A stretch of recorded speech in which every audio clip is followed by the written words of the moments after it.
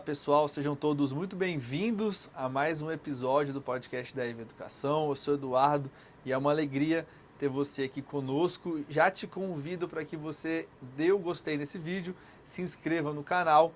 Quando você aperta no gostei, quando você dá o like, o YouTube ele entende que esse vídeo é relevante, ele passa a distribuir essa nossa conversa para mais pessoas. E quando você se inscreve no canal, o YouTube passa a te recomendar todos os nossos vídeos que estão saindo por aqui. Toda semana temos 2 podcasts saindo e temos vídeos diários aqui com cortes dos nossos episódios. E hoje nós temos aqui um convidado muito especial. Ele é um profissional fantástico, mas é também um grande amigo, uma pessoa que tem um papel fundamental na minha trajetória e eu estou muito feliz de receber ele aqui. Já sei que vai ser uma conversa longa, uma conversa extensa e muito profunda também, então fique aí até o final, porque vai ter muito ouro para que você possa receber. Ele que é economista, ele que é consultor financeiro, é um grande amigo, um grande irmão, Adeilton Rufino. Palmas para ele! Seja bem-vindo, meu amigo. Obrigado, meu amigo. Tuduzão salvou aqui quando falou assim, vai ser longa a conversa, mas é profunda. Salvou, né, meu amigo? Porque até então o rapaz só fala demais. Quantidade e qualidade. Aí sim, isso é uma boa palavra. É uma alegria ter você aqui e eu Obrigado, quero já que você comece se apresentando para o pessoal e depois que você se apresente, vamos voltar na sua infância. Quero que você fale do pequenino Adeilton, de onde que ele vem, como é que foi a sua infância, para a gente poder contar um pouco da sua história aí também no início da nossa conversa. Bacana. A gente estava até brincando aqui no começo antes de começar a gravação, né? Mas antes de mais nada, antes de economista, até antes de amigo do Dudu também, realmente o que eu sou é um filho amado de um pai bondoso, um servo do Senhor que tem o privilégio de chamá-lo de pai. Isso é o melhor título que eu poderia ter, é o de filho amado de Deus. Fantástico. Mas sim, sou economista de formação, consultor financeiro, hoje voltado mais para finanças empresariais e um marido esforçado que está dando o seu melhor aí todos os dias para a gente formar uma família feliz, uma família bacana.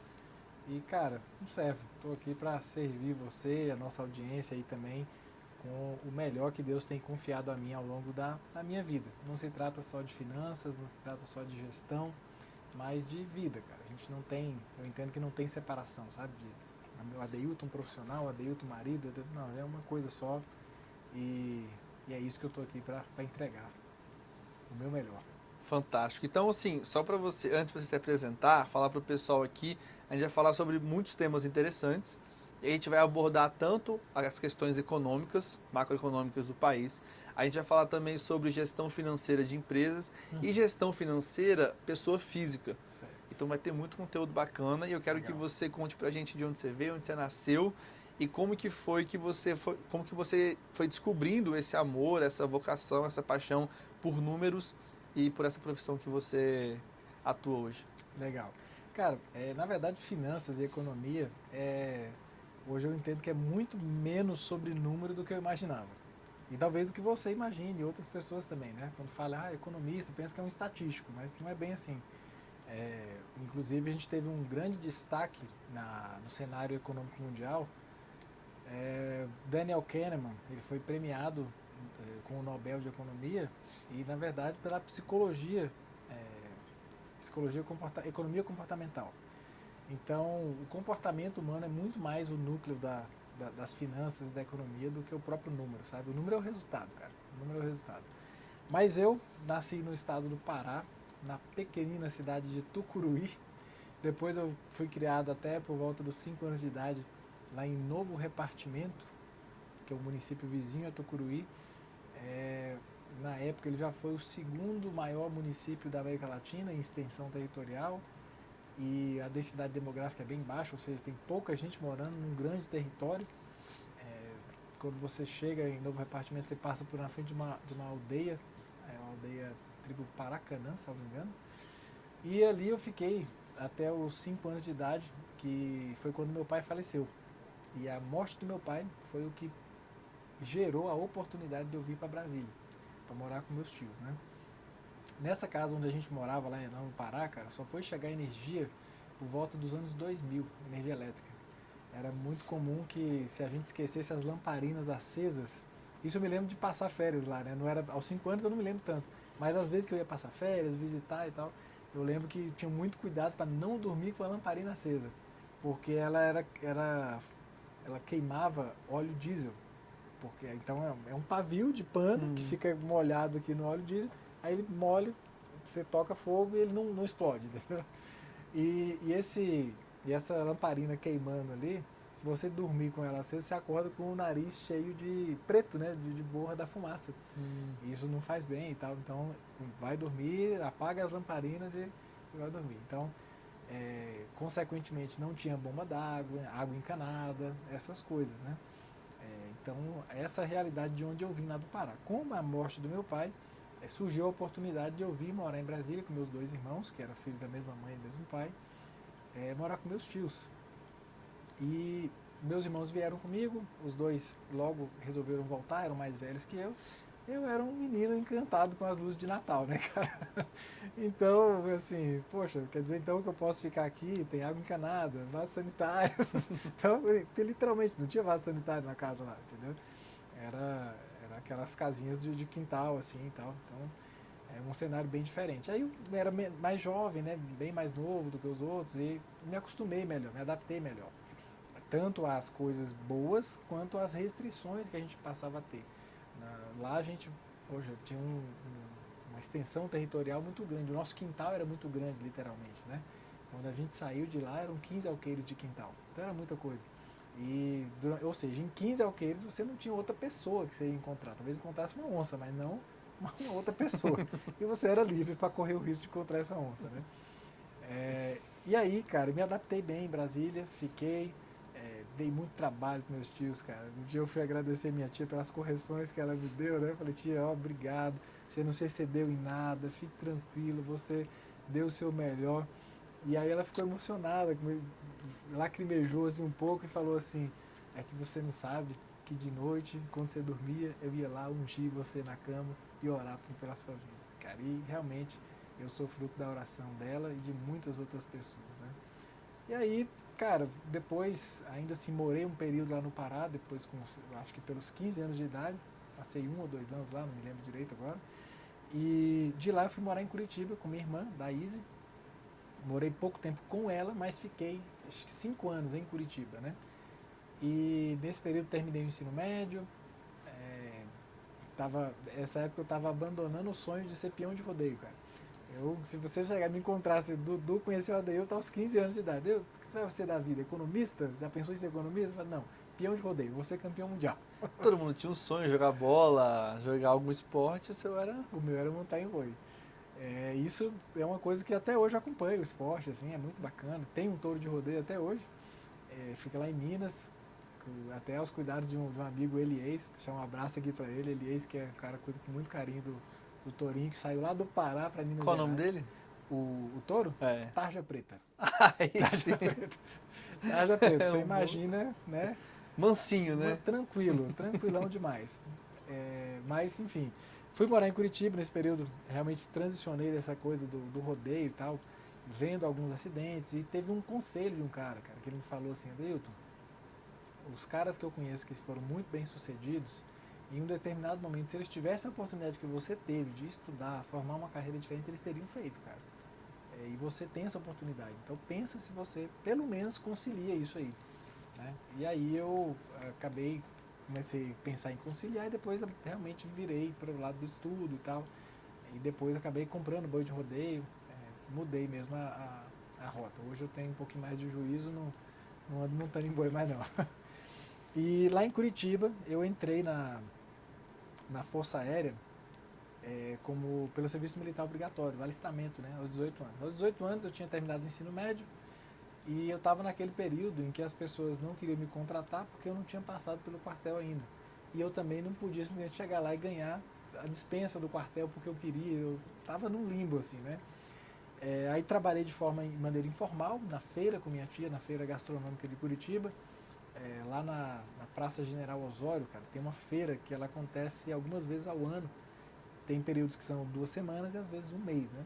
É muito bacana, Dudu. Você conhece comida, eu conheci comida da Polônia lá. Foi uma imersão cultural para mim, assim, né? E a gente estava lá vendendo o quê? Comida típica da região norte. Inclusive teve comida que eu conheci, que era do Pará, que eu conheci lá em Curitiba. Eu não conheci lá no Pará, que eu morei muito pouco lá. E lá eu trabalhei fazendo tapioca, açaí. Então qualquer hora dessa eu vou te fazer uma tapioca e você vai falar assim, pô, isso aqui vendeu mesmo. Não, no próximo a gente tá convidado já pro próximo episódio, né? Pra gente poder comer aí no pós-gravação. Vai ser tipo aqueles do Defante lá que é na cozinha. Então, cara, a gente vendia açaí, tapioca, outro prato no tucupi e outras comidas e foi uma experiência muito bacana para mim. Só que chegou a época do serviço militar obrigatório, eu falei assim, cara, já que ninguém quer me contratar por conta disso, eu acho que eu vou me esforçar para entrar. Porque se tudo der errado, eu te juro, esse era o meu raciocínio, eu já documentei ele em vários lugares, eu já falei. Meu raciocínio era, pelo menos 3 refeições ao dia e um lugar para dormir já está garantido. Esse foi meu critério, Dudu. Minha decisão econômica de entrar para o serviço militar foi essa aí. Imagina, né? E aí assim foi, cara. Conheci algumas pessoas da Força Aérea, sinalizei que eu tinha interesse e tal. Chegou na época, passei em todos os exames médicos tudo, e de fato entrei. Só que quando eu entrei eu sabia todas as formas de crescimento, concursos que tinha na Força Aérea, né? E eu entrei fazendo o curso técnico em edificações. Eu estava cursando isso pelo Instituto Federal do Paraná e eu sabia que existia uma prova na Força Aérea, que era um concurso público para técnicos em edificação, que você entrava para o serviço de carreira da Força Aérea. Concorrência nacional e tudo, beleza. E aí, quando eu estava há cerca de 3 meses de me formar no técnico em edificações, eu era soldado já há 1 ano e meio, eu fiz o concurso para essa prova, passei e aguardei me formar para apresentar a documentação e em janeiro de 2014 entrei lá em fevereiro, eu acho, fevereiro de 2014 entrei na Escola de Especialistas de Aeronáutica, um dos maiores centros técnicos de estudo técnico da América Latina também, e lá passei um período de estágio para adquirir a graduação de terceiro sargento. Fiquei no total na Força Aérea 11 anos e lá na Força Aérea finalmente chega o momento da questão financeira, né? Até então, cara, eu acho que podia dizer que eu era um ser economicamente ignorante, assim, ignorante da minha condição econômica. E não era da condição financeira, do que eu tinha, mas de condição de que eu, como ser humano, eu represento um pedaço dessa engenharia econômica que acontece aqui, entendeu? Eu era muito sem raciocínio, cara, eu tinha baixíssima consciência, entendeu? Tendendo a zero. E aí teve um problema que eu tive na transição de Curitiba para Brasília, porque eu entrei por Curitiba, lá eu fiz o concurso, passei, fiquei vinculado a Curitiba enquanto cursava, e aí a minha transferência não foi de São Paulo, Guaratinguetá para Brasília, mas de Curitiba para Brasília. Nessa transição, o que o pessoal de Curitiba pensou? Não, lá em Brasília eles implantam a pensão militar dele, que é o equivalente ao INSS, sabe, do servidor civil. E aí o pessoal de Brasília pensou a mesma coisa. Não, o pessoal de Curitiba implantou. E assim eu fiquei, cara, 2 anos sem pagar a pensão militar, acho que era uns R$500 por mês, enfim. O negócio deu uma dívida enorme e eu percebi quando a gente ganhou um aumento. E aí estava completando a terceira remessa de aumento, que foi de 30% dividido em 3 anos. Quando chegou essa terceira parcela do aumento, um colega comentou assim, cara, esse aumento nosso não valeu de nada. No final, fiz as contas, deu R$30 de poder de compra a mais aqui. Porque a pensão militar comeu tudo. Pensão militar. O que é pensão militar, cara? Eu falei assim, pensão militar, tá aí descontando teu conta-cheque. Eu falei, não tá não, cara. Não tá descontando nada aqui não, meu. O que é pensão militar? Como é que vem escrito isso? Vem escrito pensão militar. Eu falei, cara, olha aqui, eu não tenho pensão militar. Aí ele falou, cara, tá desde quando assim? Eu falei, meu irmão, não sei não. Puxei os contra-cheques, nunca tinha pago, cara. Mais de 2 anos sem pagar o negócio. Fui atrás e falei, pessoal, acho que eu tô devendo um negócio aí e tal, verifica. E aí isso aí, ou seja, era um desconto que ia ter no meu salário, que eu tinha que começar a descontar o atual e o atrasado. Isso dava mais de R$1.000, cara, todo mês, a menos do meu orçamento. Eu falei assim, cara, como é que vai ficar a minha vida agora? Será que eu vou conseguir manter tudo que eu faço e tal? Quando eu fui ver, cara, minha vida estava toda no cartão de crédito, enfim, eu só não tinha entrado no mundo dos empréstimos, de fato. Mas o cartão de crédito era assim, eu chegava no salário, pagava o cartão de crédito, renovava, vamos nessa, entendeu? E isso fez eu começar a estudar, cara, sobre finanças, né? Comecei ali do Pai Rico, Pai Pobre, Segredos da Mente Milionária e tal, da base mesmo da questão psicológica mesmo, né? Mental, assim. E isso me fez estudar bastante e eu resolvi a minha vida financeira, de fato, né? Tava pagando lá as parcelas, negociei tudo. Cara, e eu me vi endividado naquele momento, né? O diagnóstico final é endividado. Você gasta muito mais do que você ganha para viver, se a sua vida que você estava levando é boa, né? Pois é, não é o que você tem para... Não é sua, ela não é sua. E aí foi começar a fazer uma organização, de falar assim, o que eu vou cortar, né? Nessa época eu vendi carro, vi que era uma das coisas que mais... na época o Gustavo Cerbasi era um cara que falava muito disso, né? Do quanto o transporte particular, ter um carro custa caro. E a estimativa era algo assim de que a cada 2 anos você gastava metade do valor do carro. Entre gasolina e tudo mais, entendeu? Então eu falei, cara, é muita coisa. E isso pensando num carro popular, o carro médio, né? Não um carro bem de luxo, nem um carro muito velho ali que é muito econômico, né? Um Celtinha lá, tal, que é bem barato, né? E aí, organizando tudo isso, vendi carro e tal. Cara, em 6 meses estava com as finanças bem organizadas. Quando completou, já estava investindo em renda fixa, fazendo minha reserva financeira ali. E aí comecei a investir na bolsa, já estudando também, mas investi mesmo, nunca especulei, nunca fiz trade, nada assim, só analisava os fundamentos da empresa. Isso é por volta de qual ano, mais ou menos? 2017, cara. 2017, bem recente, né? Já tinha começado a onda de educação financeira na internet ou ainda não? Já existia Natália Arcuri, já existia Primo Rico. Mas foi bem no começo, bem né? No começo, 2017, né? Bem no começo. Gustavo Cerbasi estava indo para a internet, praticamente. Não sei se estava indo mesmo assim, mas acho que já tinha livro dele já nessa época. Livro, muito livro. Livro, para mim, é o melhor educador financeiro do Brasil, é ele, cara. Ele não tem erro, assim, sabe? Funciona. É simples que funciona, não faz firula, não faz clickbait na internet, é um cara direto ao ponto, sem ignorar as questões comportamentais, mas sem firula também, entendeu? Tem muita firula na internet, meu irmão. Tem muita firula que eu olho assim e falo, rapaz, não consigo, vejo sinceridade na sua firula, mas não consigo acreditar. Tem muito disso, entendeu? E aí, eu estava investindo na bolsa, então, comecei a comprar ações, fundos imobiliários e tal. E aí surgiu a oportunidade, cara, de comprar uma bezerra da minha mãe. Eis que volta ao Pará, ao agro, né?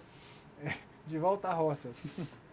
Peguei o caminho da roça, minha mãe me ofereceu, falou, não, porque eu vou ter que vender essa bezerra aqui para pagar uma pessoa e tal. E aí, se você comprasse, pelo menos ficava em casa, né? A gente não continuava um número aqui com a gente, né? Falei, então tá bom, me diz aí como é que funciona esse negócio de gado aí. Ela passou uma projeção lá, meu amigo, que praticamente dobrava a cada 6 meses. Eu falei, rapaz, se foi isso mesmo, tá bom, não tem nada a perder, vou comprar uma bezerra, né? Então é barato, vamos comprar. E vamos ver a verdade, né? Obviamente não dobrava a cada 6 meses. Não dobrava a cada 6 meses, mas era de fato muito, muito lucrativo, assim, sabe? É um negócio que eu falo que aguenta muito desaforo. Por isso que tem uma gestão muito precária ainda, né, no agronegócio hoje. No agronegócio, sim. É porque tem muita gente. Quando fala agronegócio, você tem uma ala que é extremamente profissionalizada em gestão e tem uma fatia muito grande também, que está dando o seu melhor ali, mas que não aplica uma gestão mesmo profissional, entendeu? E aí gostei do negócio, já gostava da roça, tal, daquele negócio, tinha a paixão pelo rodeio e tudo. Eu falei, cara, quer saber? Se aparecer mais aí, mãe, me avisa, que de repente a gente compra, né? E nessa brincadeira, cara, eu cheguei algum tempo depois, assim, eu tava lá com 20 novilhas. Na verdade, no primeiro ano, eu terminei com mais de 10 novilhas lá engordando no pasto lá. E aí passou mais algum tempo, fiz alguns acordos lá com minha mãe e eu assumi um pedaço maior da terra lá e coloquei, cara, parei de mexer com isso, 2020, estava com 60 boi lá, 60 tourinhos engordando para vender. Aí precisei encerrar a operação lá, tinha uma barreira cultural para fazer um negócio chamado pecuária intensiva, que era um pastejo rotacionado, que você faz pequenos pastinhos assim, né, piquetes de cerca elétrica, e você vai, o capim ele tem um prazo, cara, é impressionante. O capim que eu ia fazer na época lá, que eu ia plantar, era assim, ele demorava 28 dias para sair de 30 centímetros aos 90, que era o pico nutricional dele. Então, se eu fizesse 14 piquetes, E trocando o gado a cada 2 dias, o gado gastava 2 dias para baixar de 90 para 30, e depois ia trocando de piquete. Quando acabasse o último, estava na hora de chegar ao pico nutricional de 90 centímetros de novo naquele primeiro. A ideia era fazer vários desses módulos lá. Só que aí eu esbarrei na mão de obra e na barreira cultural. O pessoal sempre fez pecuária extensiva lá, até hoje não mudou, tem pouca gente lá fazendo pecuária mais intensiva. E aí eu preferi parar e redirecionar meus esforços mesmo, né? Passou mais algum tempo, Dudu. Isso eu estava na Força Aérea ainda, viajava muito lá para o Pará, muito, para mim assim, tipo, 4 vezes ao ano era muita coisa para viajar para lá, entendeu? Muito, chegava de avião, do avião pegava um carro alugado, 230 quilômetros, estrada de chão depois, muita coisa, era bem cansativo. Aí eu, com essas mudanças todas da minha mentalidade, o meu plano, eu estudava engenharia civil nessa época, meu plano era me formar em engenharia, fazer outro concurso público da aeronáutica para ser oficial de carreira. Eu ia deixar de ser um sargento para ser oficial, quem sabe até chegar a ser um oficial general, um brigadeiro, engenheiro da aeronáutica. Com essas mudanças todas aí, cara, eu comecei a conhecer o mundo econômico e ver que o mundo funcionava, tinha uma engrenagem econômica invisível ali, sabe? Por trás de cada ação humana. Isso, inclusive, me faz ter essa conexão com o Ludwig von Mises, que ele tem a principal obra dele é a ação humana, né? E por trás de toda a ação humana, geralmente tem um interesse, pelo menos um interesse que se reflete no econômico. E aí isso mudou a minha mente, eu perdi o brilho por aquela intenção de ser um oficial de carreira, na verdade perdi o brilho pelo serviço público, no geral. Eu pensei, pode ser outro concurso que pagava mais, não sei o que, mas cara, o que eu não quero vai me acompanhar, eu tenho certeza, se eu for para outro concurso público. E aí eu decidi montar um plano de saída da aeronáutica mesmo, não cumpri esse plano, não foi cumprido, mas eu saí, cara. Chegou uma hora que eu falei, cara, não adianta eu ficar mais um dia aqui, as condições não me parece que vão ser favoráveis, mas isso não vai me parar aqui, eu não vou parar. E aí, é a época que a gente já tinha se conhecido, quando a gente se conheceu, eu acho que eu estava numa licença, tirei uma licença de 12 meses, quando foi para renovar essa licença... Que foi quando você falou comigo. Foi. Para renovar e a gente... a gente tirou um período de oração, tomamos alguns conselhos com o pastor Nilman também, um baita amigo que eu tenho até hoje, que eu estou andando com ele em discipulado. O Rafael, que a gente falou aqui antes também, o Rafael foi comigo, cara, lá no dia de baixar o negócio, o Rafael me levou lá. Meu Uber Black passou lá em casa. E aí foi aquela coisa, fazer barba de novo, vestir o uniforme e tal, e fui lá para assinar o desligamento, né? E desde então foi aquela coisa de sair mesmo, né, cara? De sair do barco e andar sobre as águas, sem garantia nenhuma. Mas até aqui o Senhor tem me ajudado, nada tem faltado, em nenhum dia a minha vida foi pior do que quando eu estava na aeronáutica. E, cara, o que eu tive de experiência, inclusive as desafiadoras, eu nunca teria. Ou seja, quem eu estou me tornando, Dudu, eu nunca seria se eu não tivesse saído, cara. Essa é a verdade. Eu tenho te acompanhado, você realmente tem mudado, assim, tem crescido, amadurecido. E eu quero voltar lá no ponto que você falou lá atrás, porque você falou algo para mim que é muito, muito interessante, né? Você tinha o sonho lá de seguir uma área um pouco diferente, né? Que era de atuar no rodeio. Exatamente. E você recebeu um conselho que é, cara, você pode continuar buscando esse sonho, mas siga uma carreira.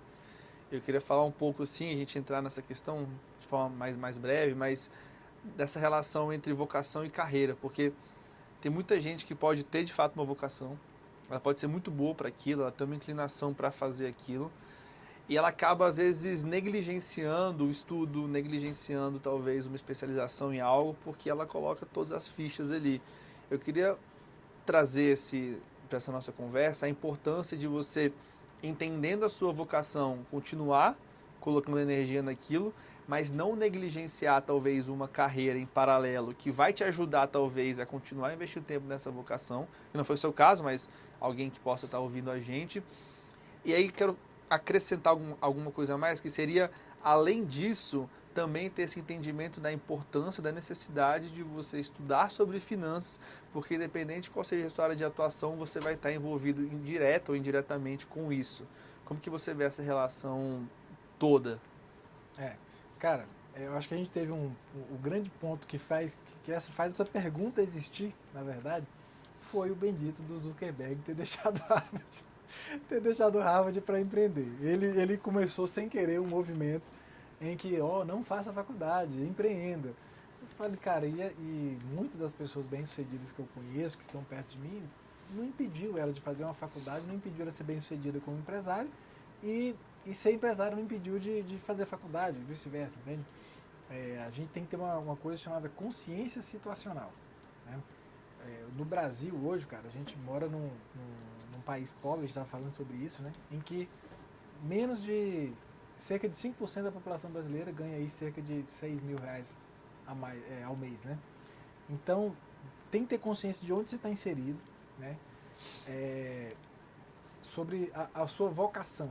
Não confundir a vocação por uma paixão. Às vezes a tua paixão é para ser um hobby. O boi de rodeio, meu amigo, ele é um hobby. Ele está lá, faz tempo que eu não vejo. Sei que está muito bem cuidado pelo Elias lá, mas ele é um hobby, é uma paixão. Nem toda paixão vai te dar retorno financeiro. Entendeu? Nem tudo que você faz muito bem, você vai ser excelente a ponto de viver daquilo. Você pensa assim, vai ter muita gente que luta muito bem em jiu-jitsu, ou faz uma artes marciais mistas aí. Mas quantos estão bem em condições, esses caras bateriam na gente com a mão nas costas, Dudu. Mas será que eles conseguiriam entrar no top 15 do UFC? Entendeu? O que vai dar realmente uma vida ali é um outro nível, entendeu? Então tem que separar paixão de vocação. A vocação, assim, ela tem muito a ver com o que você vai entregar para o mundo, né? Com os talentos naturais que você nasceu, o que você pode entregar para o mundo, né? E sempre você vai precisar estudar, nem sempre na faculdade, mas você tem que gostar de estudar, ou seja, gostar de aprender. Tem uma diferença muito grande de você ser uma pessoa ensinável e você de ser alguém que gosta de aprender. Quando a pessoa ela tem uma dificuldade de falar assim, eu sou alguém ensinável, essa pessoa provavelmente tem uma raiz de orgulho muito grande. Por quê? Eu não quero me dobrar diante de ninguém para aprender. Eu sou autodidata. Eu me viro sozinho, entendeu? Isso tem uma raiz de orgulho, entendeu? Você ser ensinável, cara, é essa posição de humildade, de dobrar. Cara, você sabe algo, você tem algo em você que eu preciso e que eu tô aqui falando, tô me esvaziando para que você me preencha com esse seu conhecimento, entendeu? Então você vai ter sempre que estudar. Por mais bem provido naturalmente que você seja daquele talento, daquela área que você vai seguir, o cara pode ser excelente com números, por exemplo, o cara pode ter uma oratória incrível, naturalmente. Ele fala assim, cara, quem ensinou? Tem um menino muito famoso na internet aí que tá pregando, né? Enfim, é bem polêmico ele, mas o cara tem 14 anos de idade, ele tem uma oratória incrível. Mas, cara, o seu talento nunca vai ser tão absurdamente maior a ponto de você não precisar se preparar. Entendeu? E eu acho que é um ponto central para mim, que é a sua vocação talvez vai demorar de trazer um retorno financeiro para que você possa talvez viver somente disso. Sim. Então acho que a importância de você, cara, não negligenciar e talvez seguir uma carreira e estudar e levar as duas coisas em paralelo, até para que não fique tão pesado também. E por mais que isso aqui te dê um retorno muito grande, quantas pessoas a gente não já ouviu falar quando a gente, sei lá, essa pessoa ela é muito boa naquilo que ela faz e aí ela para de atuar porque é um jogador de futebol, é um artista, para de receber aquele dinheiro que ela recebia e perde tudo, gasta tudo. Então, o ponto é, para mim, né, que eu acho que é importante a gente trazer para quem tá ouvindo a gente e se ver com alguma vocação, alguma coisa nesse sentido, que é, talvez sua vocação vai demorar para te dar um retorno, e por mais que ela te dê um retorno muito grande, você pode jogar tudo isso fora porque você abdicou de um estudo e abdicou de ter conhecimento. Exato. O que é muito triste também, e a gente tá linkado diretamente com a questão financeira, né? Sim, sim. Tem que estudar, cara. Sempre tem que estudar. Você pode não querer se submeter a um processo na faculdade, seguir essa linha de produção aí, né? Que ela é bastante questionável, de fato, entendeu? Tá falando do Zuckerberg. Cara, ele deixou Harvard. Vamos pegar um cenário mais próximo da nossa realidade, que é Brasil. Flávio Augusto da Silva, fundador da WhatsApp. Ele também deixou escolas.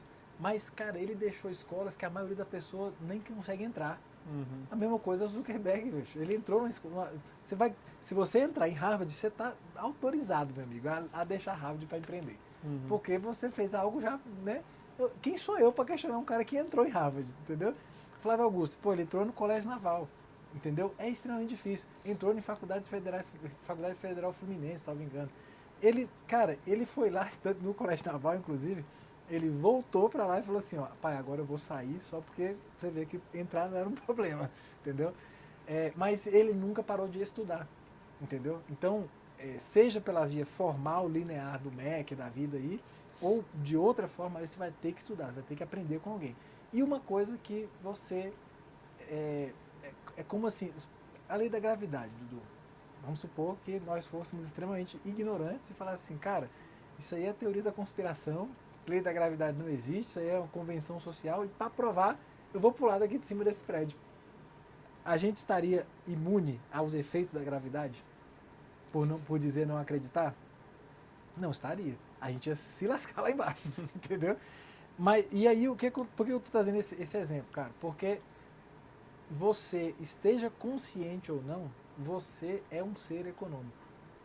Faça o que você quiser fazer da sua vida, meu amigo. Advogado, jogador de futebol, peão de rodeio, tropeiro, dono de boi de rodeio, seja, bicho, empregado CLT, autônomo, social media, videomaker aqui, entendeu? Escritor. Cara, inclusive eu quero livro, viu? Quero livro. Tenho aí, tá na minha mochila, depois a gente resolve essa pendência aí. Bacana. Olha que absurdo, pessoal. Um parêntese aqui. Este livro, eu tenho ele, a versão rascunho, e não tem a versão... Não, a gente vai abrir um parêntese aqui, porque eu dei o livro, quando eu escrevi o meu primeiro livro, eu entreguei uma cópia para 3 amigos. Então eu escrevi, ele estava a primeira... Eu pensei assim, cara, será que tá bom? Será que presta? Aí eu escolhi 3 pessoas que iam falar para mim, cara, talvez tá horrível. Esse foi uma das pessoas, até hoje não comprou o livro, mas tá tudo bem. Fiz o convite, você vê que aqui a gente lida também com perdão e com tem DR aqui a também. compaixão. Tem DR. Mas voltando ao assunto, eu quero só fazer um gancho que você está falando, porque assim, por que eu te fiz essa pergunta? Porque eu já quero entrar agora no nosso assunto número 1, digamos assim, que é sobre economia e empresas, né? Então, eu quero te perguntar qual que é a importância de um empresário conhecer sobre macroeconomia, como que isso vai beneficiar ou prejudicar ele no seu negócio, porque aí para mim esse é o grande ponto, que é o que eu falei, né? A importância de, independente de qual for a sua vocação, se seja ser peão de rodeio, jogador de futebol, artista ou empresário, a importância de você estudar, e muito empresário negligencia isso. Fala, tem meu negócio aqui, eu sei fazer a parte técnica, eu consigo vender bem e se dane o resto.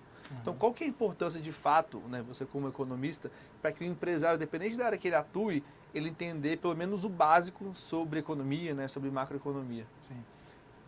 Dudu, a importância é total, é aquela questão da consciência situacional, né?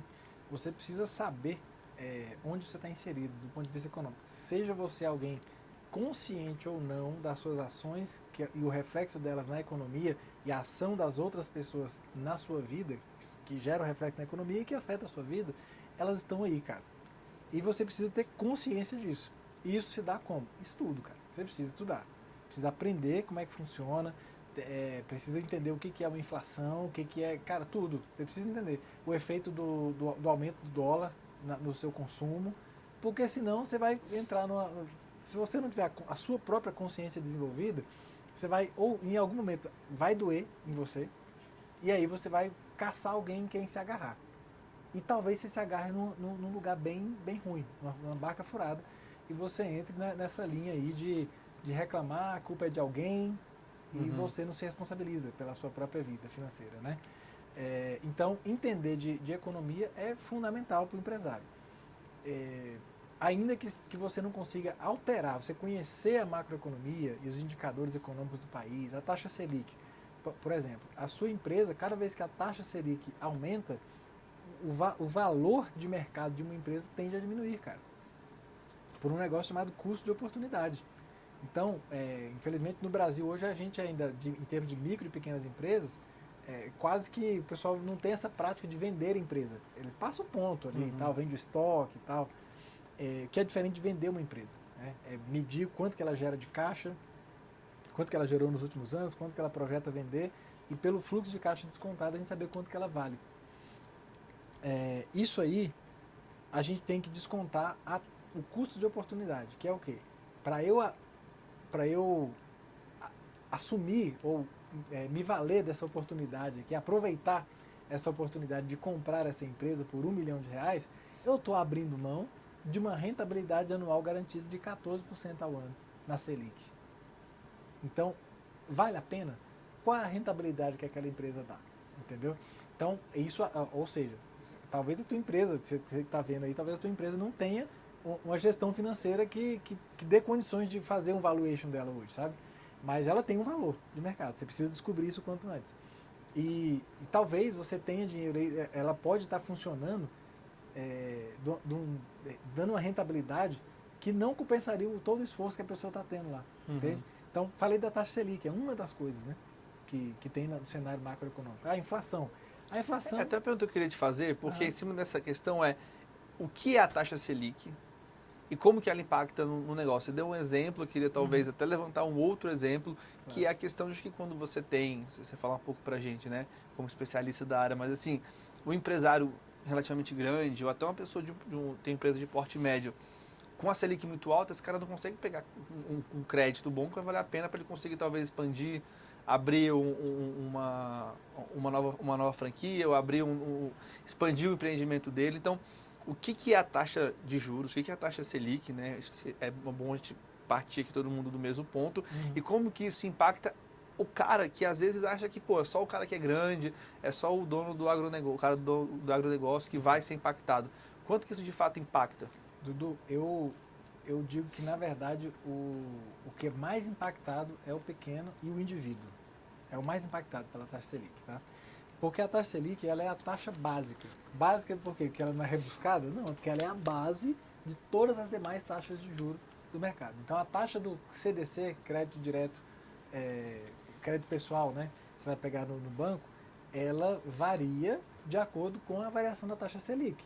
Entende? Então, quanto mais caro o crédito, maior tem que ser o teu retorno no investimento que você for fazer com aquele dinheiro. O empresário vai tomar um crédito para expandir a operação.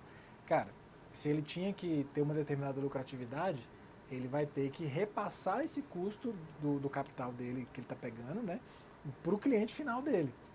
E no curto prazo costuma funcionar, mas uma hora alguém vai estar fazendo um investimento contando que vai repassar aquele custo e não vai conseguir. Porque quem tem caixa, por exemplo, pode segurar o preço anterior. Eu falo assim, eu preciso vender um remédio o preço do meu remédio é R$17,90. Pô, R$17,90 eu me prejudiquei, né? R$18, vai. O preço do remédio é R$18. Mas como aumentou o meu custo de capital, mês que vem eu vou precisar aumentar o custo desse remédio aqui para venda por R$20. Se a farmácia vizinha ela tiver caixa suficiente, que ela não precisou pegar crédito emprestado mais caro, e ela conseguir segurar por R$18, ou até meter um R$15 lá, que ainda ela reduziu o lucro, mas não zerou o lucro, ela reduziu o lucro, cara, ele vai sobreviver ou não, entendeu? Então, quem opera muito alavancado por crédito, fica muito mais arriscado, né? A taxa Selic, então, ela por isso que a bolsa tende a cair quando a renda fixa aumenta, porque o valor das empresas hoje é muito mais difícil, tipo assim, para que eu vou correr tanto risco se eu tenho a renda fixa, entendeu? E para o empresário é isso, o custo de capital dele aumenta, logo ele tem que repassar para o cliente, e o cliente vai conseguir pagar isso para ele? E se um concorrente dele conseguir segurar o preço e ele não? E é por isso que o empresário ele tem que saber sobre isso, ele tem que saber o básico, porque assim, vamos supor que a gente tem um empreendimento, a gente tem, cara, sei lá, fala aí Amanda, fala aí Gustavo, um empreendimento, que eu e ele a gente vai abrir. A gente tem uma confeitaria de bolo, cara, a gente é fera, a gente sabe fazer bolo, a gente encontrou uma receita da tua avó. Olha, e a gente vai começar a fazer bolo. Criamos há 5 anos o primeiro empreendimento, que o negócio está crescendo, está dando faturamento alto, a gente falou, pô, vamos expandir agora, né? Só que a gente não tem dinheiro próprio, não tem dinheiro em caixa, vai ter que pegar esse dinheiro no banco para conseguir abrir uma nova confeitaria em outro bairro aqui da cidade. Se a taxa de juros hoje tá, e vamos botar 14%, né? 14, alguma coisa. No banco, a gente vai pegar talvez uns 15%, uns 15 e pouquinho por cento. Ao ano? Se conseguir pegar. Vamos colocar 15% para ficar uma conta fácil de fazer. Só para facilitar mesmo. A gente é amigo do gerente lá, o cara gosta da gente, o cara olhou pra gente e falou, vocês são... Porque pro banco, ele tem que passar no mínimo, algo que vai estar acima dessa taxa de juros. a gente vai conseguir, no nosso negócio, ter uma rentabilidade tamanha que vai trazer, além de conseguir pagar esses juros altíssimos que a gente vai pagar por ano, ainda trazer um lucro para a gente. Então, por isso que é importante para o empresário, né? Porque às vezes ele tem um negócio muito bom, tem um negócio lucrativo, e às vezes ele entrando num time errado talvez de país, ele não vai conseguir virar aquela loja, aquele novo empreendimento, porque por mais que tenha lucrabilidade, que o produto dele seja bom, ele não vai conseguir pagar esse custo altíssimo de juros, né? Sim. Ou às vezes demora mais a ele ter o retorno, né? Ter o retorno sobre o investimento. Que numa porque assim, eu não vou repassar isso, não consigo repassar todo o custo para o cliente, né? Então, vamos supor, de 18, em vez de pular para R$20, eu subi isso para 18,50 só.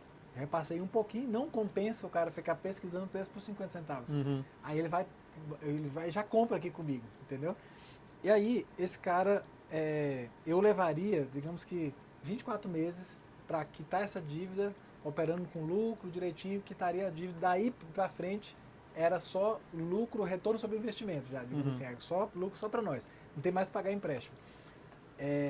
Nesse momento, dependendo da taxa de juros que eu pego, em vez de ser em 24 meses, meu retorno podia ir para 36, dependendo do custo do capital, e que eu não consigo repassar tudo para o cliente, entende? O mercado não permite. Tem o que a planilha aceita e o que o mercado aceita, que é bem diferente, entendeu? Duas consciências situacionais que a gente precisa ter. Consciência situacional própria, como pessoa, como empresa, e a consciência, uma só essa, né? A consciência situacional própria. Essa é uma. E a outra consciência situacional é de onde eu estou inserido no cenário macroeconômico. Entendeu? E aí é personalizado isso, cara. Não tem como você pegar a realidade lá do Flávio Augusto e trazer para a nossa realidade. Talvez o Flávio Augusto esteja em franca expansão, em plena crise. Entendeu? E para a gente já fala assim, cara, será que a gente não consegue expandir essa própria operação em vez de abrir uma nova unidade? Tudo é personalizado. E vai afetar o quê?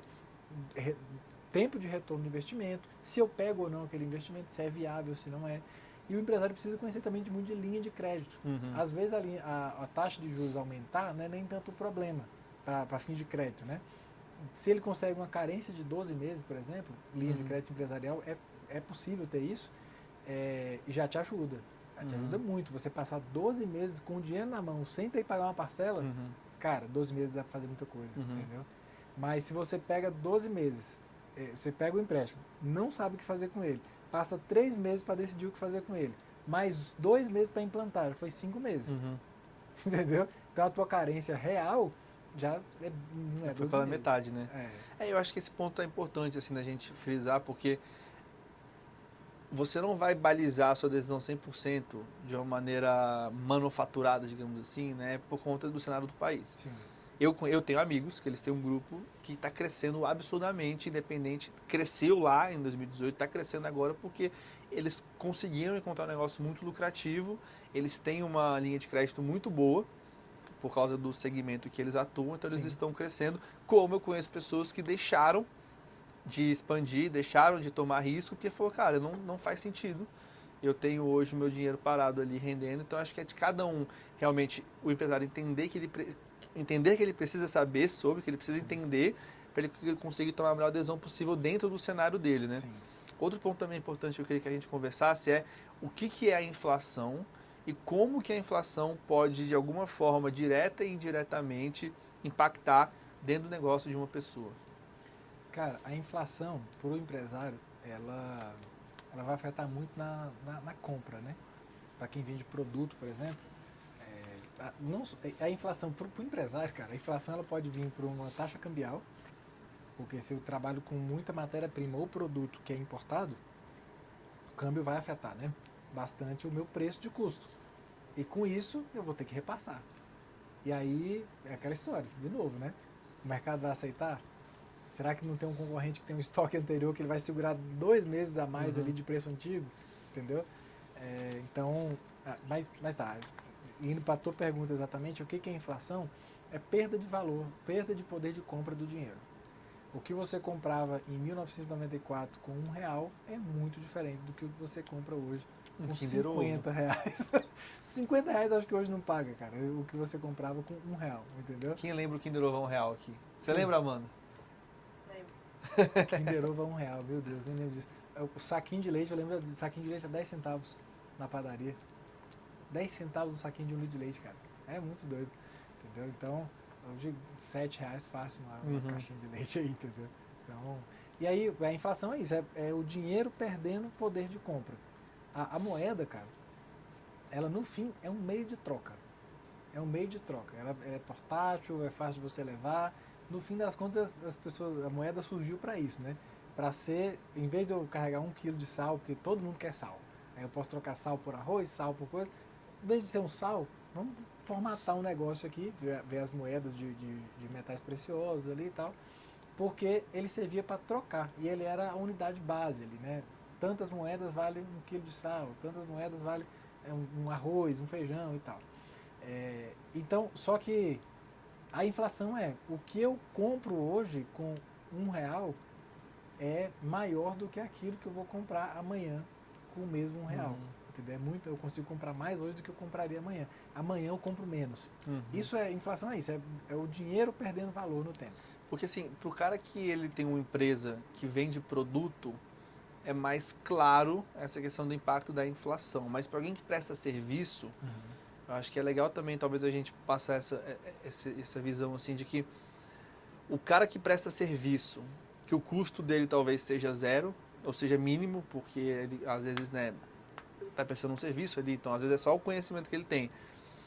Com a inflação, o preço que ele cobrava há 5 anos, o lucro real que ele vai ter em poder de compra, vai diminuindo com a inflação e talvez ele tenha que pensar, talvez até fazer um reajuste, mesmo que ele não tenha esse impacto direto de estar comprando um produto mais caro e tendo que revender mais caro.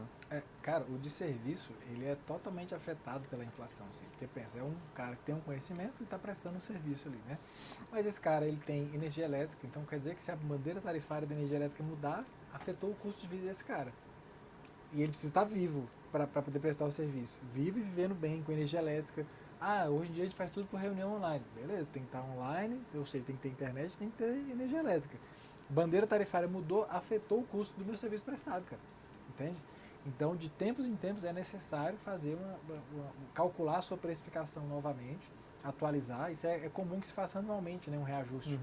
Acho que quase é praxe que todo início de ano tenha reajuste, honorário de advocatício, honorário de contador, isso aí é clássico já para o empresário, né? Pensa combustível, o tanto que afeta. A nossa cadeia produtiva hoje, toda escoada, a nossa produção, toda escoada no asfalto. Então, combustível mudou de preço, vai afetar o frete, que vai afetar o preço de tudo. Não adianta a gente falar que igual o dólar também. O custo de oportunidade, o que vale mais a pena? Eu exportar combustível ou manter aqui dentro?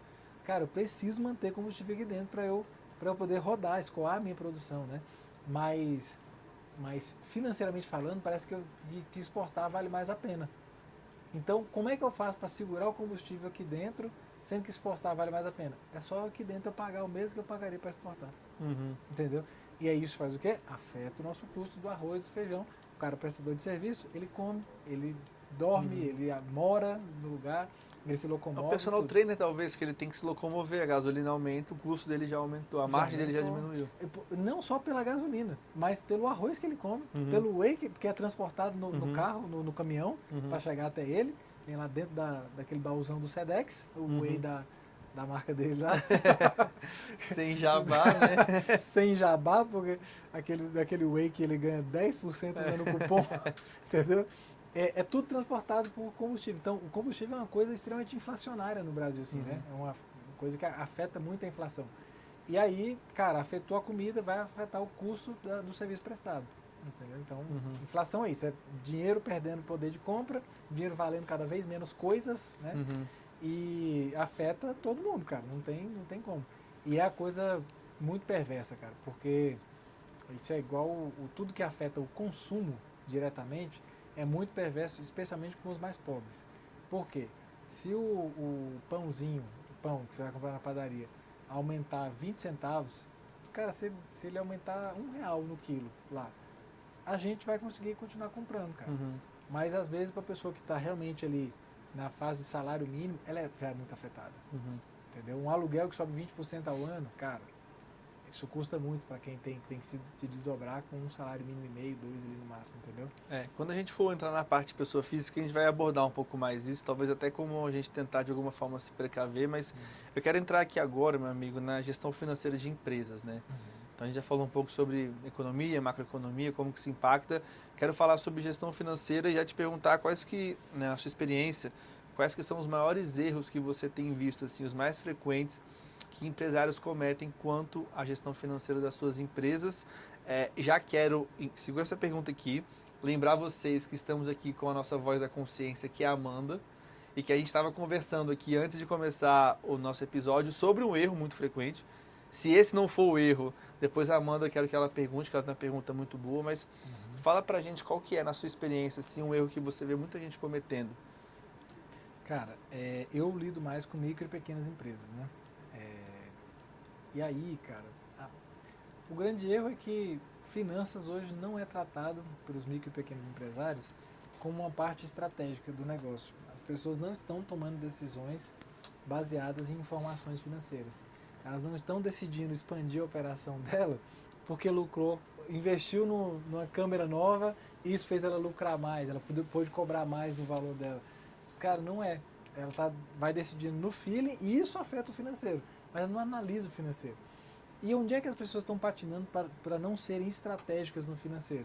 No básico, meu irmão, que é não ter um registro financeiro bem organizado, um plano de contas, as categorias financeiras, onde você pode emitir um relatório de lucratividade, lucro bruto do seu serviço prestado, da sua mercadoria vendida, o lucro operacional.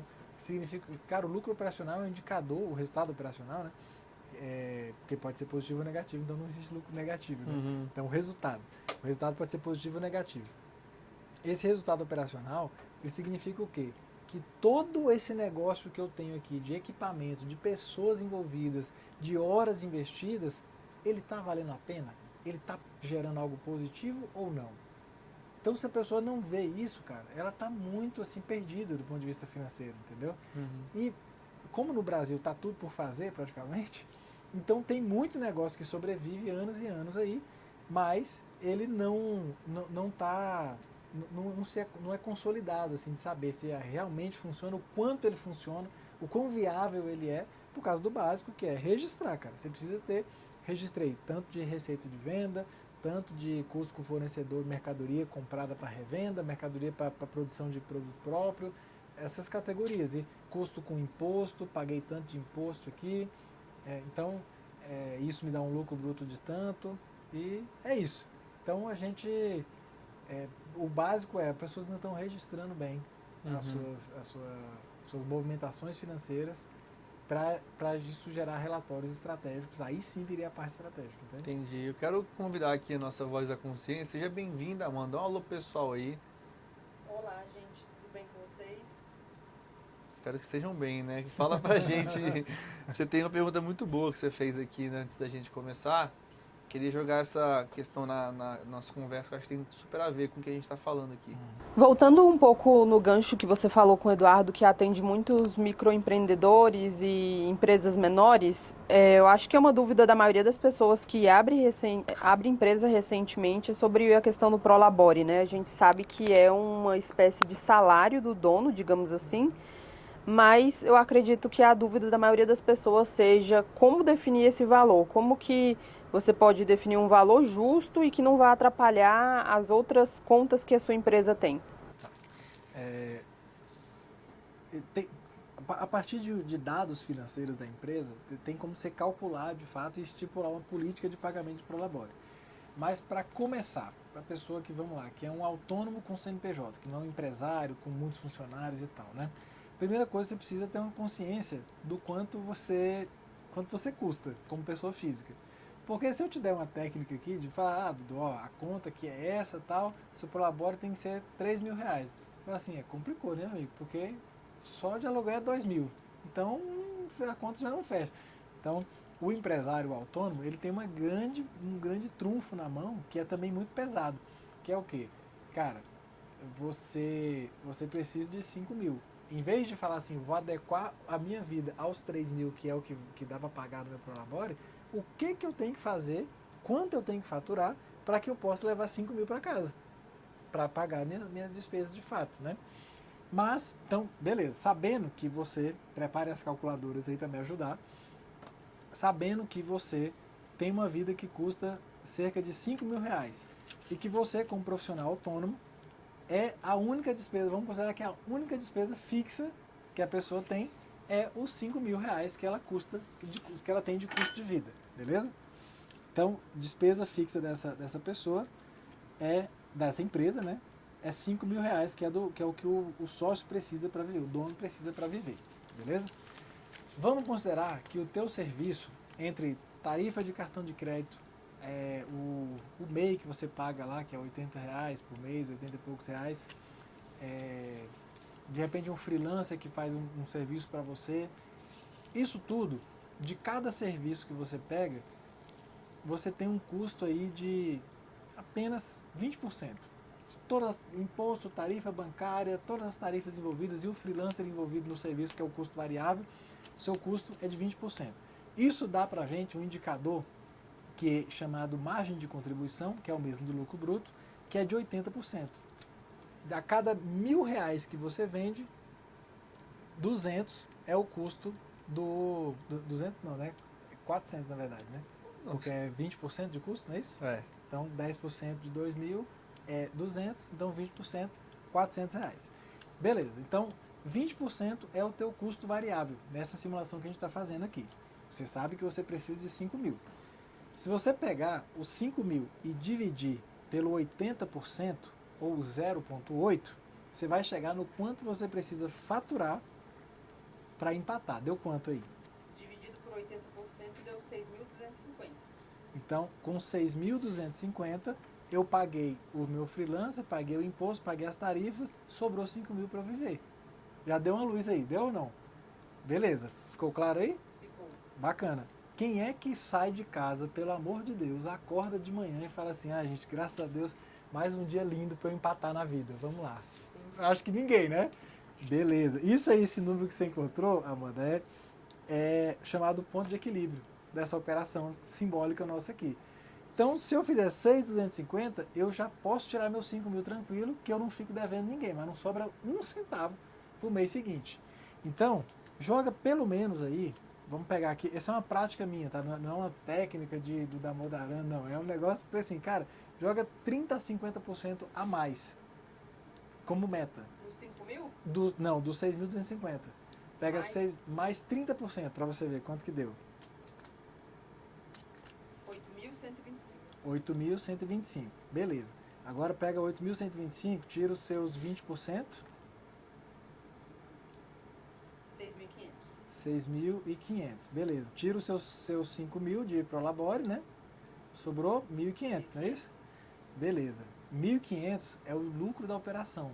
Aí você já começou a formar um caixa para você já tem R$1.500 do seu próximo mês. Se tu por acaso não vender 6.250, teoricamente você teria para empatar de novo e se pagar os seus 5 mil, não está em risco a tua qualidade de vida, você já tinha R$1.500 de folga. Ou pensando em fazer um investimento também. A empresa precisa comprar um software, preciso investir num celular novo. Um celular novo, exato. Então, você dá uma segurada, deixa esse valor em caixa aí. Aí você tem que saber, minha vida custa 5 mil. Todo quinto dia útil, jogo 5 mil para minha conta pessoa física ali e vamos embora. É com isso aqui que tem que viver. Entendeu? Aí, beleza. Com 30%, tua meta é 8.125. Já sobrou 1.500. Se você pega 1.500 e divide por 8.125, faz isso aí, por favor. 0,18. Então, você tem 18% de lucratividade líquida na tua operação. Uma operação que lucra 18% do que fatura.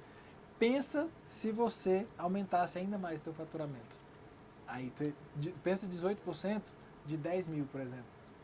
Entendeu? Aí, mas você mantendo esse custo fixo. Passou 3 meses, fala assim, nessa simulação nossa aqui, você teria 1.500, 3.000, 4.500 reais. Aí você fala, poxa, em que eu posso investir no meu negócio? Investir no quê? Em coisas que vão fazer eu vender mais, eu faturar mais. Beleza.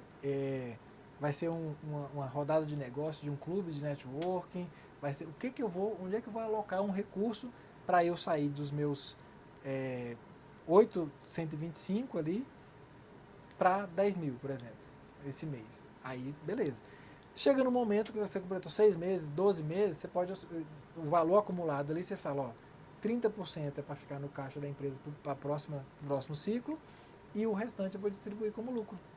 Aí tem outra pergunta também que acho que vai até talvez um pouco antes disso, que é, fala da importância do empresário dele conseguir dividir a conta pessoa física e pessoa jurídica.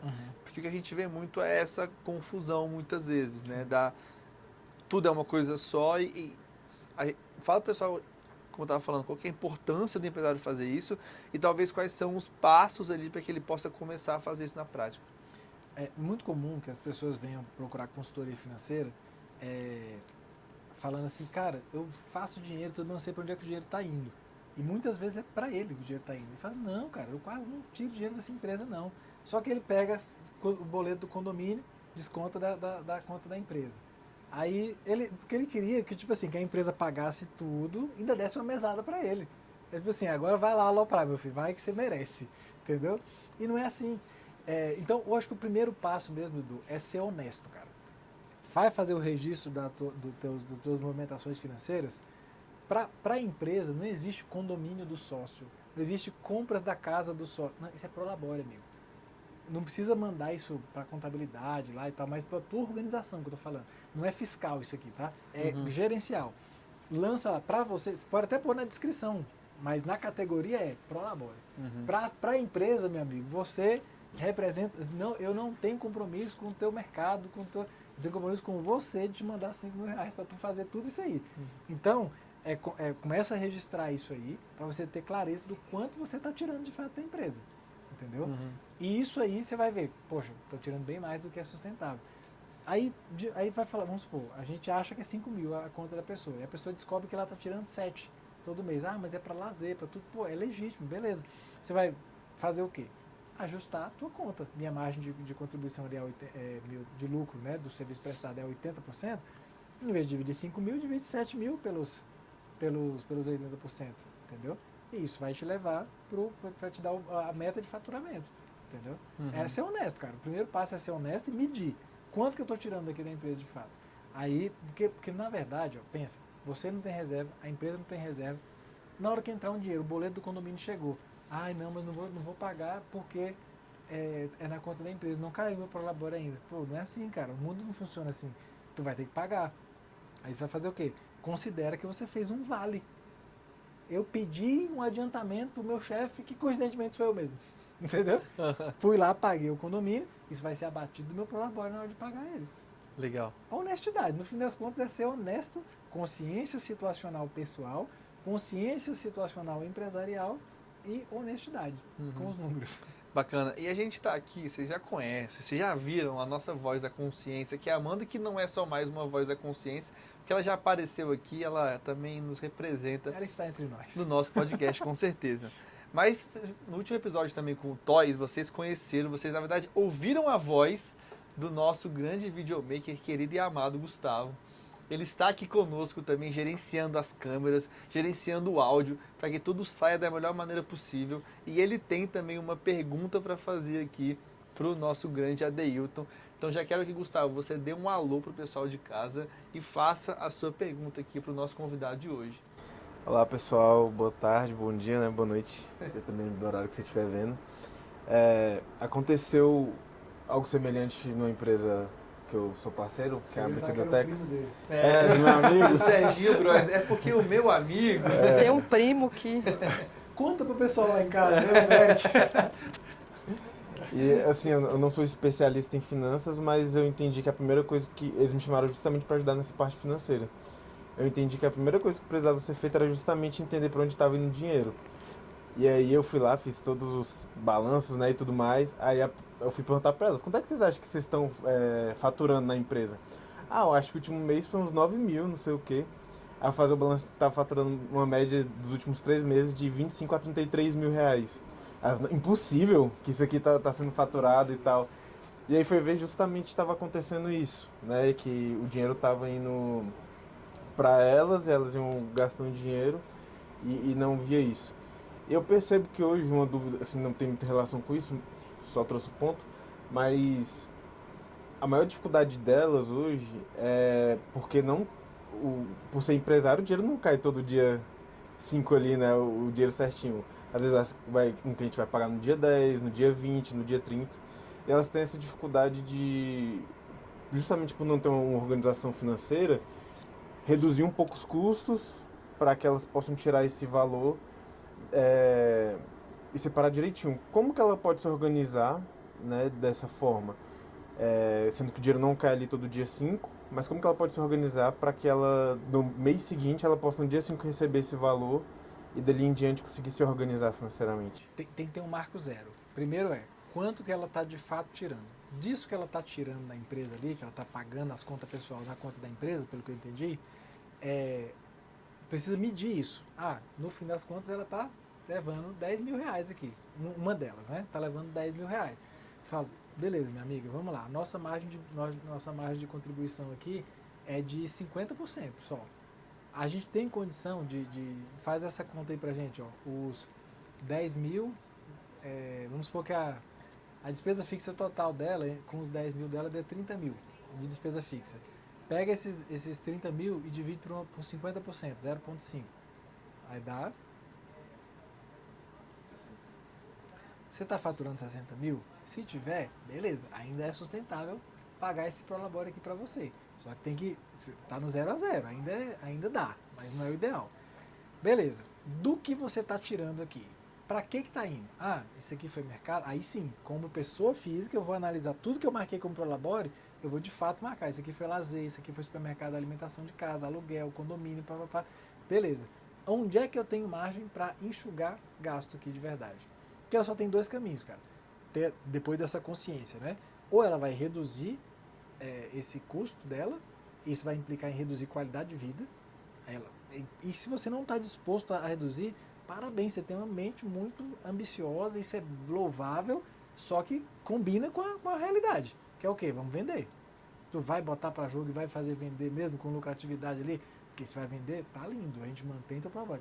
Se não dá, tem que analisar a composição da despesa pessoal dela e onde é que ela está disposta a reduzir. Em lugar nenhum, falou, amiga.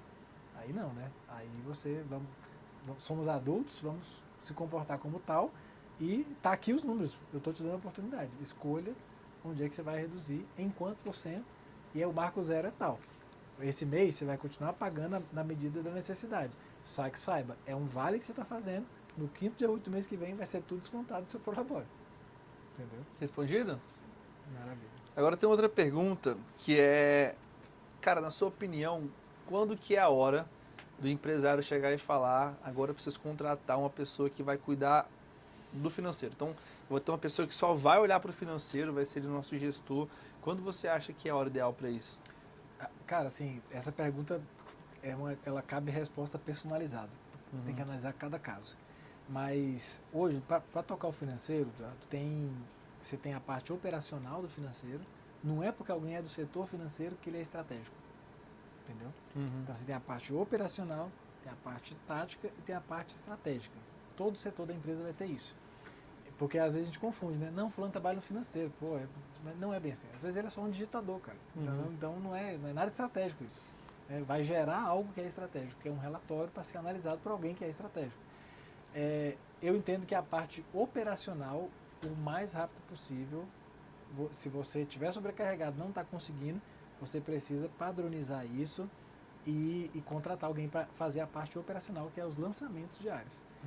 Entendeu? Então, assim, uma coisa que pode ajudar muito aí a você não se perder, por exemplo, se você vai tocar sozinho, é criar um grupo de WhatsApp, cara, com despesa. Só que só para criar o grupo e lançar lá, não.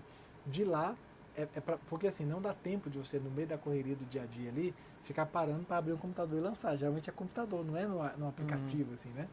Então, o que você faz? Lança tudo no WhatsApp, abre o grupinho lá, tira foto e escreve um resuminho do que é, aquela despesa ali. No outro dia, você vai, no primeiro horário do dia, fazer os lançamentos do dia anterior, tudo. Você está bem atualizado já, o financeiro vai estar bem atualizado. Se você já tem essa prática e ainda assim está sobrecarregado, traz alguém para fazer esses lançamentos. Porque se você ficar lançando demais isso aí, pode dar um desgaste de você não ir analisar isso aí que você está lançando. Aí você só lançou, beleza, mas e aí? Não está utilizando, entendeu? Então, essa resposta ela não é muito padrão, assim, sabe? De falar qual é o momento. Por exemplo, primeiro, comece a fazer e quanto antes a parte operacional, pelo menos, tem que ser delegada. Legal. E aí pra gente encerrar esse assunto de gestão financeira em empresas e entrar depois na pessoa física em si, queria te fazer uma pergunta a respeito de dívida. Existe uma dívida boa e uma dívida ruim? Existe, eu vou te explicar isso já, mas antes só para falar, eu falei aqui de consciência situacional, né? Pessoal, empresarial e do ambiente onde você está inserido. Olha que interessante. Princípios continuam funcionando e eles são poderosos, beleza? O que está escrito em João 8,32 na Bíblia? Vou ter que pegar no meu... Conhecereis a verdade vos libertará, beleza? Mas... Falei que ele tem um lado teólogo, você não acredita em mim? Não, olha só, é porque essa frase ficou muito famosa, até contexto político e tal. Mas conhecereis a verdade vos libertará. Jesus falou isso num determinado contexto. E o pastor Sandro, cara, lá da nossa igreja, foi a primeira pessoa que eu vi explicando isso. Ele falou assim: Adeilton, essa palavra aqui, ó, a verdade, a melhor tradução para o original, na verdade não é verdade, é a realidade. Então, conhecereis a vossa realidade financeira, a realidade financeira do vosso país, e esse conhecimento dessa realidade é que vai te libertar. Legal. É o começo de tudo. Princípios são poderosos e eles continuam funcionando. Legal. Voltando à nossa questão aí, que foi mesmo? Se existe dívida boa, existe uma dívida, um tipo de dívida que é ruim e um tipo de dívida que é boa, partindo do pressuposto que talvez você tomar uma dívida vai fazer com que você cresça ainda mais o seu negócio? Se o que você vai fazer com o dinheiro emprestado, com a sua alavancagem ali, ele for te dar um retorno maior do que aquilo que você vai pagar, é uma dívida boa. Esse é o critério, assim, basicamente. Só que é muito comum as pessoas pegarem esse princípio e querer aplicar na pessoa física. Aí, cara, eu até falei disso num vídeo recentemente lá no canal, quando liberou agora, pensando um pouco, fazendo um pouco dessa transição para a pessoa física, Sim. aqui, tá? Me permita. Para a empresa, resumindo, você tem que ter um retorno, é investimento. Você vai pegar um dinheiro para investir em algo que vai dar um retorno maior do que aquilo que te custou. Essa é a regra, beleza? Tem que fazer conta e descobrir se dá. É isso aí. Então vamos fazer o seguinte, para a gente fechar a pessoa jurídica. Nem toda dívida é ruim se você conseguir captar um recurso que vai te trazer um retorno maior, então vale a pena você investir. Quando você olha as maiores empresas do Brasil hoje que são listadas na Bolsa, todas têm uma dívida muito grande, mas é uma dívida que está gerando um faturamento ainda maior do que aquele dinheiro que eles pegaram emprestado. É isso aí. Ponto. Vamos começar agora então, pessoa física, vamos entrar agora sobre a gestão financeira e pessoa física. E para pessoa física, já levantando essa pauta que você falou, do tipo de empréstimo consignado que está sendo disponibilizado agora, que eu assisti o seu vídeo. Legal. Inclusive, o vídeo muito bom. Legal. Já quero que você que está aí faça o seguinte, abra uma nova aba no YouTube, digite lá o seguinte, Adeilton Rufino, você se inscreva, por favor, no canal dele. Tem muito vídeo interessante lá e nesse vídeo ele vai abordar bastante esse tema e tem sobre outros assuntos. Então, agora tratando sobre pessoa física e dívida e empréstimo consignado, que saiu agora e está disponível. Conte um pouco pra gente. Cara, é impressionante, cara. Na pessoa física é Mises puro, assim, né? É ação humana na veia. Teoricamente, para a pessoa física, a regra seria a mesma. Vou pegar um empréstimo que vai me dar um retorno maior do que aquilo que vai me custar. Só que na realidade, a gente usa para consumo, cara. E empréstimo para consumo é ilusão. Uma hora a conta vai chegar, entendeu? E vai de fato te tornar ali um endividado, de fato, ou você vai ficar naquela, empatando ali, sempre pagando a dívida, mas renovando também ela, né? O que eu comentei lá do crédito consignado, é que eu citei assim, eu falei, pensa que lá eu fui específico. Só contextualiza e fala que empréstimo é esse. Sim. Uma nova modalidade de empréstimo que o governo aprovou, que é o empréstimo consignado para o CLT, com taxa de juros teoricamente mais atrativas, mas algo de 3 a 4% ao mês, para mim, é bem alto, na verdade, tá? Por isso que eu ri aquela hora que você falou 15% ao ano. Eu falei, ô, meu amigo, quem dera, 42%. Esse de 3% e a 4% dá tipo 40% ao ano, entendeu? Então, essa modalidade de crédito, lá no vídeo eu falei assim, eu até trouxe o número exato, que eu não me recordo agora, que era a quantidade de pessoas que usou o Bolsa Família para jogar no Tigrinho, meu amigo. Para ir pro Betis. Inclusive até... Pra apostar no Mengão. Exato. Não, vai de bet, vai que é tua, vai dar certo. Agora eu vou quebrar a banca aqui. E aí as pessoas pegando o dinheiro do Bolsa Família. Pensando que a pessoa que está pegando que é o brasileiro médio, baixo da média ali, em termos de remuneração, vai pegar o empréstimo consignado. Ele está mais perto do Bolsa Família ou mais longe? Na minha visão, está mais perto. Logo, por inferência, posso inferir que o comportamento financeiro dele também é mais semelhante do Bolsa Família do que do investidor e tal. A chance desse cara estar pegando o empréstimo para, na cabeça dele, investir em algo que vai dar um retorno maior do que aquilo que custou é grande. Só que na cabeça dele, o que é o investimento? É o Tigrinho.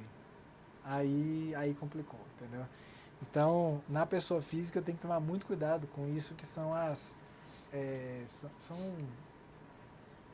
mentiras que estão impregnadas, às vezes, né, na cabeça da pessoa. No seu vídeo, só dando um contexto, você dá um exemplo muito interessante para mim, que é o seguinte. Essa pessoa a tendência é que a pessoa que vai tomar esse tipo de empréstimo, ela não vai ser a pessoa que vai pegar esse dinheiro para, por exemplo, começar a fazer bolo dentro de casa e ter uma renda extra que vai trazer um retorno maior. Quando a gente vê até o discurso que foi colocado, o vídeo foi colocado nas redes sociais, o próprio presidente, ele fala, né, você vai ter agora poder comprar uma geladeira, então realmente você vai pegar o dinheiro pro consumo.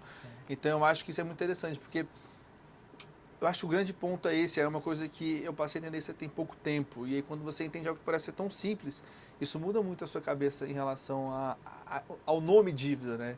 O que vem no seu imaginário quando você lê essa palavra, que é, nem toda dívida é ruim, mas toda dívida para consumo, ainda mais caro, dependendo do tipo de consumo que for, isso vai trazer muito prejuízo, né? Sim, sim. É porque não tem volta, né, Dudu? É um negócio que você gastou, não voltou, entendeu? Não vai voltar assim, amanhã eu volto aqui e a gente destroca isso. Não tem, você comprou, consumiu, tu vai vender a geladeira mais barato do que você pagou. Aí a geladeira que era R$1.000, por conta do empréstimo, ela custou, na verdade, o que você vai pagar do empréstimo é R$1.500, é R$2.000, dependendo do prazo, entendeu? E aí na hora você descobre que não vai conseguir pagar. Poxa, então eu vou vender essa geladeira. Aí ela era 1.000, tu tá pagando 2.000, tu vai vender ela por 800, 700, porque já tá usada, entendeu? Então é um prejuízo enorme, assim, cara. Então, para consumo, cara, é furada total. Ainda falando sobre pessoa física, tirando essa questão dos empréstimos para consumo, quais que são os grandes erros que você enxerga assim que pessoas costumam cometer, ou até que você cometeu lá atrás e que a gente deveria parar hoje de cometer, caso alguém aqui esteja cometendo, seja a Amanda, seja o Gustavo, seja eu, ou seja alguém que está assistindo a gente? Sim. Cara, não ter a consciência do real poder de compra que a gente tem. Isso é uma coisa que eu já fiz muito, errei muito, assim, de gastar mais do que eu recebia, de fato, do que eu tinha disponível, entendeu? E aí que tem um negócio interessante. Os melhores conselheiros que a gente teve, da infância até a vida adulta, eles iriam dizer assim, ó, não gaste mais do que você ganha. Tá certo isso? Todos concordam que tá certo, né? Porém, se eu ganho 1.000 e eu gastei 1.000, eu gastei mais do que eu ganho? Não, né? Mas eu fiz uma boa gestão do meu dinheiro? Também não. Por quê? Porque eu gastei tudo. Então, quando eu falo que não gaste mais do que você ganha, até tudo pode. Aí se eu mudo, Deus, beleza e tal. O que é então o certo? Gaste menos do que você ganha. Aí pelo menos 999 tem que ser. Entendeu? A tua meta muda.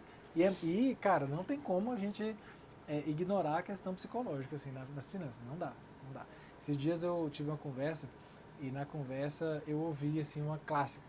Que tipo assim, não, porque as famílias, a gente junta dinheiro para depois ficar todo mundo brigando. Assim. Aí eu perguntei, tu já viu família pobre brigar por dinheiro? Já. Eu falava, que estranho, né?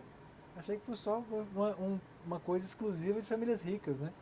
Pela falta ou pelo excesso, as pessoas podem brigar por dinheiro, entende? E às vezes o que está impedindo, de fato, parece um papo coach assim, mas não é, né? É uma coisa real. A gente não se junta, não se coliga com aquilo que a gente reprova. Então, se eu penso que rico é metido a besta, eu não quero ser alguém considerado metido a besta. Eu vou me privar, vou fazer de tudo para não ser. Se eu acho que todo mundo ficou rico de maneira desonesta, não dá para ficar rico sem ser com uma mala de dinheiro num apartamento vazio, entendeu? Eu vou falar assim, não é para mim, porque eu sou honesto, eu fui criado para ser honesto, então eu não posso ficar rico. Como é que minha família vai me olhar vendo que eu fiquei rico? Vão desconfiar que eu sou, entendeu? Isso te bloqueia muito, de verdade. Até pegando esse gancho da questão dinheiro e família, eu quero levantar uma outra pergunta que é a seguinte. Você casou tem pouco tempo, eu estive lá. Sim. Foi uma cerimônia incrível. Obrigado pelo convite. Foi uma honra ter você. E eu quero te fazer uma pergunta agora que é, cara, para os recém-casados ou até para uma pessoa que já está casada há algum tempo e está ainda passando por essa dificuldade, que é como você conseguir gerenciar da melhor maneira possível as contas da casa. Porque, assim, só para dar um contexto, né? São duas realidades diferentes, são duas pessoas diferentes que veem o dinheiro de forma diferente, que lidam com o dinheiro de forma diferente e que agora vocês são uma só carne e as contas elas vêm. Então, como que você, com a sua sabedoria aí, né, de finanças, você pode ajudar os casados, os recém-casados que vão casar? Sim, legal. Cara, pergunta muito pertinente. Eu vou trazer aqui exemplos do Cazaquistão, porque acho que no Brasil não vai ter esse tipo de exemplo, entendeu? Mas no Cazaquistão, os recém-casados costumam ter muitos problemas de gestão financeira, né? Para gerenciar os dois juntos, assim. Quando se tem no Cazaquistão um casal, por exemplo, que os dois são empreendedores ou autônomos, né? Acho que a primeira coisa é a questão do prolabore. Tem que ter muito claro. Cara, tem que ter claro isso aí. Porque senão você pode estar... Vocês sabem por quê? Qual que é? Juro que tem a ver, tá? Você sabe de onde é que surgiu a expressão galinha dos ovos de ouro? Cara, galinha dos ovos de ouro é uma expressão que ela surgiu de uma história. Eu esqueci o nome do escritor que contou essa história. Fala de um fazendeiro que estava lá vivendo a vida pacata dele e tal. Até que um dia ele vai no puleiro pegar os ovos para poder vender e tal. Chega lá e tem um negócio dourado. Aí ele pega aquilo, não quebra e tal. Aí até que ele fala assim, isso aqui tá com cara de ouro. Eu vou levar para o Ourives avaliar. Ele levou, o Ourives garantiu para ele que era ouro. Ele falou, cara, você tem uma bela peça de ouro, tal, grande. Pensa um ovo de uma galinha, cara, deve, sei lá, no mínimo 100 gramas de ouro deve ter ali, se fosse maciço, né? Então, uma mega quantidade. Ele falou assim, rapaz, será que amanhã vai ter de novo? Aí ele vai no outro dia lá, outro ovo de ouro. Junto com os demais ovos, tinha um que era de ouro. Aí ele, assim vai, vários dias, pegando esse ovo. Até que ele cresce dentro dele uma ganância, que ele fala assim, cara, eu preciso de mais ovos de ouro. Ele pega a galinha, abre ela para pegar todos os ovos de ouro que supostamente estavam dentro da galinha, e com isso não tinha ovo, ele tinha que esperar o ovo ser gerado e vir um por dia. E ele vai lá, rasgou a galinha no meio, matou a galinha, não vai ter mais ovo de ouro, nem aquele um por dia que ele tinha. Se a gente não tiver a clareza do tal do prolabore, do quanto que é para a pessoa física, tem uma séria chance de você estar lá rasgando a sua galinha dos ovos de ouro no meio, que é o seu negócio, a sua empresa. Isso no Cazaquistão. Isso lá no Cazaquistão. No Brasil não acontece. No Brasil, cara, bem raro. Brincadeira. Só para deixar claro, tá, pessoal? A gente brinca esse negócio do Cazaquistão, mas isso é a realidade mesmo. Não é que alguém não entende que é só uma brincadeira, mas isso é a realidade de todo lugar, né? Então, ter essa separação do quanto que é a disponibilidade financeira individual de cada um e do casal como um todo, né? Outra coisa, como é que vocês vão conduzir, né? De fato, essa é uma coisa que a gente faz lá em casa e que, para mim, é a melhor, cara. Assim, eu, tecnicamente falando, psicologicamente falando, emocionalmente falando, acho que o mais saudável tem a sua receita, a minha receita, mas a gente tem a receita da casa. Aqui agora passou a ser da casa, o dinheiro da casa. Eu sozinho ganho 5, fulana sozinha ganha mais 5, não, nós ganhamos 10. E aqui o nosso custo de vida é tanto, entendeu? Então, essa consciência do quanto que é que vocês têm disponível e quanto que a vida custa. Isso aí é a primeira coisa. E, de novo, um grupinho no WhatsApp, cara. Isso é uma prática que a gente tem lá em casa, a gente faz isso, que é sempre que faz uma compra, alguma coisa, lança lá no grupo e a gente tem umas categorias, a gente tem um plano de contas, assim, então uma coisa que eu faço, essa parte eu que toco lá em casa, e vai sendo registrado, cada linha ali do que foi gasto, tudo. E isso gera pra gente um relatóriozinho financeiro de quanto por cento está indo para habitação, para transporte, Legal isso. para alimentação. Uma dica também, cara, muito legal. Com o tempo, você pode. Tem gente que é menos analítico, eu gosto disso, né? Mas tem gente que não vai gostar. Mas, por exemplo, se eu quero saber quanto eu gasto com alimentação e eu pego a compra do mercado e lanço toda lá, tem um furo grande aí, cara, que é o do material de limpeza. Às vezes pesa muito naquela compra, entendeu? E o que eu faço? Eu separo. Na hora de passar no caixa mesmo, eu boto primeiro a comida ou primeiro o material de limpeza. E quando tem higiene pessoal, eu passo no caixa já, eu passo material de limpeza, agora vem tudo que é alimento, depois a higiene pessoal. Para ficar mais fácil eu separar quanto foi. Eu lanço separado, direitinho mesmo, na minha planilha, lá, na minha base de dados, né, da organização financeira. E isso tudo vem de um grupo no WhatsApp, cara, também. Porque a gente lança lá, tirou a foto, escreve rapidinho o que é, pronto. Depois, no outro dia, eu vou fazer a atualização e pronto. Tem que ter, né, essa clareza, essa confiança aí para onde está indo o dinheiro, quanto tem disponível e quanto que é o custo de vida total. É por aí. Eu acho que isso aí, cara, é a base. Porque chega uma hora, vai ter uma discussãozinha ali, mas eu queria fazer tal coisa, eu não fiz tal coisa. Eu falo, pois é, essa é a realidade financeira nossa aqui. Como é que você quer se adequar a isso aí? Entendeu? Vai aumentar teu prolabore, tua empresa aguenta aumentar isso aí, teu negócio lá aguenta dobrar tua renda pessoal e tal. É isso. Quero falar um pouco, agora a gente comentou lá atrás. Só uma coisa? Por favor. Cara, isso que eu tô falando aqui é muito partindo do pressuposto que não está sendo feito um controle, tá? Mas o quanto antes atravessem essa fase de implantar esse controle para você ir para a parte mais legal, que é sonhar junto. Só que todo mundo fala disso, o mestre do sonho, então eu falo, cara, às vezes não dá para sonhar ainda, entendeu? Na verdade, às vezes você precisa dar uma organizada, e aí na hora de sonhar, não sonha baseado no teu número apenas. Pode sonhar grande, porque isso vai te inspirar a produzir mais, tá bom? É importante deixar essa ressalva aí, porque senão parece que finanças é só um negócio muito chato de ficar registrando tudo que eu não posso fazer. Não, pelo contrário. Organiza, tenha a sua consciência situacional e aí volte a sonhar. Sonhe mesmo, legal. De qualquer tamanho. Então, assim, uma pergunta, né, pra gente poder, acho que talvez dar o check, assim, nessa questão, seja o indivíduo sozinho ou o casal. Cara, tá uma bagunça. Quais os primeiros passos, só pra gente bater o martelo de novo, que você diria pro indivíduo, o cara que tá ali todo bagunçado, e pro casal, assim, direto e reto, os primeiros passos. A pessoa começar a fazer e mudar. Eu fiz um vídeo sobre isso, do que eu fiz lá atrás, né? Primeiro eu peguei um papel, você pode pegar um papel ou pegar uma planilha de Excel e colocar assim, receita, e anota tudo que você recebe, de renda, de proventos, de serviço que você faz, de venda de coisa, tudo que tu tem de receita. Aí beleza. Não precisa ser exato, não precisa pegar teu extrato bancário, nada disso. Eu recebo tanto aqui.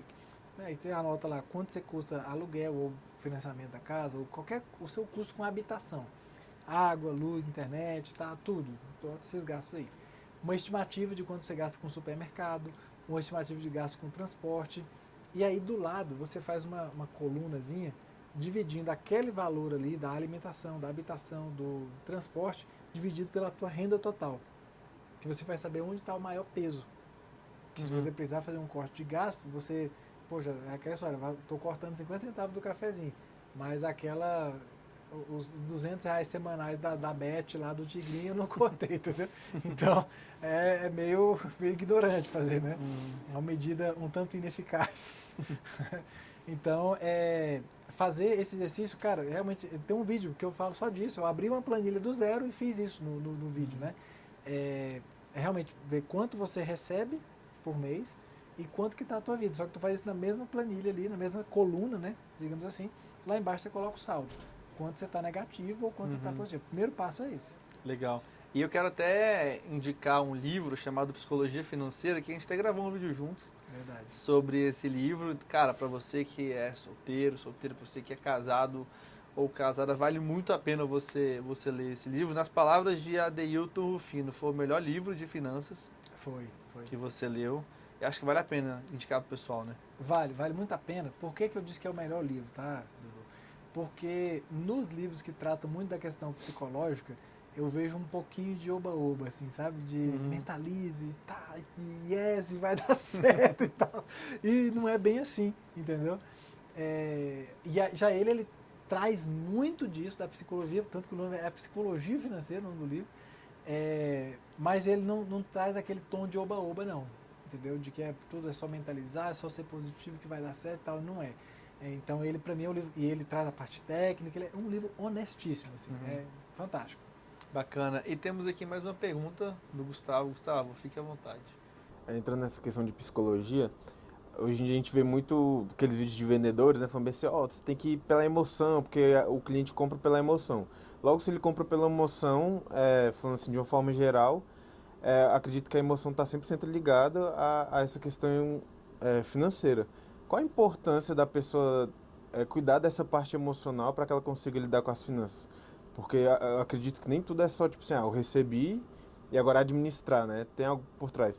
A gente até estava entrando no assunto ontem, falando de um período, alguns anos atrás, que eu estava, enfim, me endividei e tudo mais.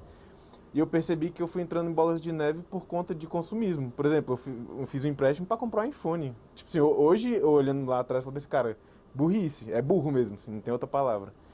Mas eu vi que foi totalmente por emoção. Então, assim, qual a importância de tratar as emoções para lidar com as finanças? Cara, quando a gente fala de tratar as emoções, né, é fundamental, cara. A importância é total, né? Quando você pegou o empréstimo para comprar o iPhone, você não queria comprar o iPhone. Você estava buscando ser aceito em algum lugar, por alguma pessoa. Você estava buscando ser reconhecimento, mas de onde...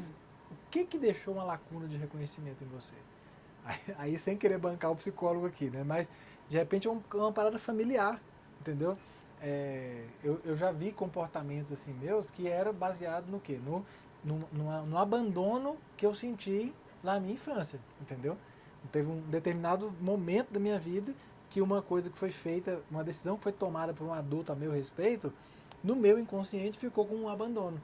Mas não era um abandono, era a melhor coisa. Inclusive foi uma renúncia doída para essa pessoa, que era o adulto em questão. Ela renunciou da minha companhia, de ter eu ao lado dela, pensando que aquilo era melhor para o meu futuro. Entendeu? Mas lá no meu inconsciente tinha o quê? Abandono. Não fez questão de eu estar aqui, entendeu? Então, e aí isso vai fazer o quê? A questão da aprovação, né? Aprovação social. Se você não tem um alto senso de aprovação em casa, se você está sempre lutando por aprovação em casa da sua infância, a tendência é que você vai buscar aprovação nos círculos sociais quando adulto. E nada melhor do que compras para fazer isso, né? Do que você ser aprovado. Você às vezes não joga bem o basquete, mas você chegou com o tênis que todo mundo sabe que é um tênis de jogador de basquete. Fala, talvez esse cara jogue basquete, vamos jogar ele pro time. Aí você já foi aceito, entendeu? Uma roupa de marca. Uma roupa de marca, exatamente. Entendeu? Um lanche diferente. Eu lembro que quando eu era criança, cara, eu estudei escola pública e tal, eu sempre levava o lanche. Cara, meu lanchinho era feito, tinha um misto quente, maravilhoso. A maçãzinha, cara, minha tia colocava tudo. Eu ficava com inveja do que na escola? Do Fandangos, do infeliz. Ele conseguiu comprar. Cara, porque eu queria comprar, provar que tinha condição. Era muito melhor o que eu tinha em mãos, entendeu? A pessoa que às vezes também gasta muito dinheiro, por exemplo, com comida, porque é o lugar onde ela tem para fugir de algo que ela sabe que ela tem que lidar e ela não lida. Sim. Alguma questão emocional, alguma questão que ela tem que lidar e ela começa a usar comida como fuga, alguma saída como fuga e isso acaba gerando gasto também, né? Sim, sim. Essa questão da aprovação, da fuga, né? Outra coisa, se você foi criado num ambiente de muita escassez financeira, por exemplo, a região que eu conheci, eu não vou nem falar a região para evitar, não polemizar aqui, mas tem regiões do nosso país, onde eu já passei, em que você comer carne vermelha todo dia é um privilegiaço, assim, entendeu? Então, se você vem num ambiente como esse, talvez se você passa num concurso que te dá ali uma renda de 3, 5 mil mensais, você vai querer extrapolar muito em consumo com comida, comer fora e tudo mais. Cara, comer num restaurante executivo, um PF da vida, é inimaginável para muitas pessoas. Se você vem de uma realidade dessa, você pode ter muito medo de voltar para ela e ser extremamente seguro Ou então você querer provar que não está mais nela, gastando pra caramba para provar que não é mais aquilo, entendeu? Então, emoções, nós somos seres emocionais, somos seres econômicos e o nosso comportamento, ele na economia, ele é reflexo do nosso homem emocional, entendeu? E não tem como fugir disso. Você não é um sociopata, um psicopata que não emocional, não. Você tem emoções e precisa ter consciência dela. De novo, a questão da consciência. Tem um cara que ele diz que inteligência emocional é a emoção certa, na hora certa, na intensidade certa. Então, ir para o mercado com fome é uma decisão burra. Aí eu falo, então já sei, não vou no mercado com fome, vou passear na praça de alimentação do shopping. Ô, meu amigo, me ajuda aí. Agora, não, total, e eu quero te fazer uma pergunta, porque para mim são dois pontos muito importantes que a gente tem visto hoje no Brasil e acaba que a informação às vezes não chega. Eu quero falar da inflação, agora relacionada à pessoa física. A gente já sabe que isso impacta principalmente a pessoa que ela é mais humilde, porque no final do dia, quem mais é prejudicado é a pessoa que está na ponta. É o trabalhador, é a pessoa que tem a menor quantidade de renda, é o aposentado que vai receber o reajuste só no final do ano. O ponto é, como uma pessoa, como um brasileiro médio, como a gente, consegue... Cara, é muito difícil, né? Mas quais são as saídas, as alternativas que a gente pode usar para conseguir talvez não ser tão prejudicado pela inflação? Lembra que a gente falou que a inflação é o dinheiro perdendo poder de compra, perdendo valor no tempo? O que eu tenho que fazer? Se para tomar um empréstimo, ser um empréstimo inteligente, eu preciso trazer um retorno maior do que ele me custou, então, para eu combater a inflação na minha vida, eu tenho que garantir um progresso de renda superior ao meu deságio, perda de poder de compra do meu dinheiro. Cara, a solução da economia está no indivíduo autônomo. Para quem tem renda variável, está protegido disso, cara. Entendeu? Está protegido, claro, né? Guardar essas devidas proporções do que... Porque não é tão simples assim, mas pensa a pessoa que ela tem que esperar virar o ano para corrigir o salário lá, para ser reajustado. Está esperando um decreto do governo reajustando o salário mínimo. Essa pessoa está refém, está à mercê de tudo, entendeu? Então, aumento progressivo da renda é a única solução, cara. Legal. Isso para o brasileiro médio, normal, assim, porque não no investidor. Porque o investidor ele vai, né, tem várias opções para proteger o patrimônio investido dele. Mas para quem está pensando em renda, cara, você tem que aumentar a tua renda acima da inflação. E detalhe, como a gente conversou, a inflação que o governo publica é uma, a realidade é outra. E numa canetada, inclusive, teve essa proposta, você me trouxe muito bem isso numa conversa nossa.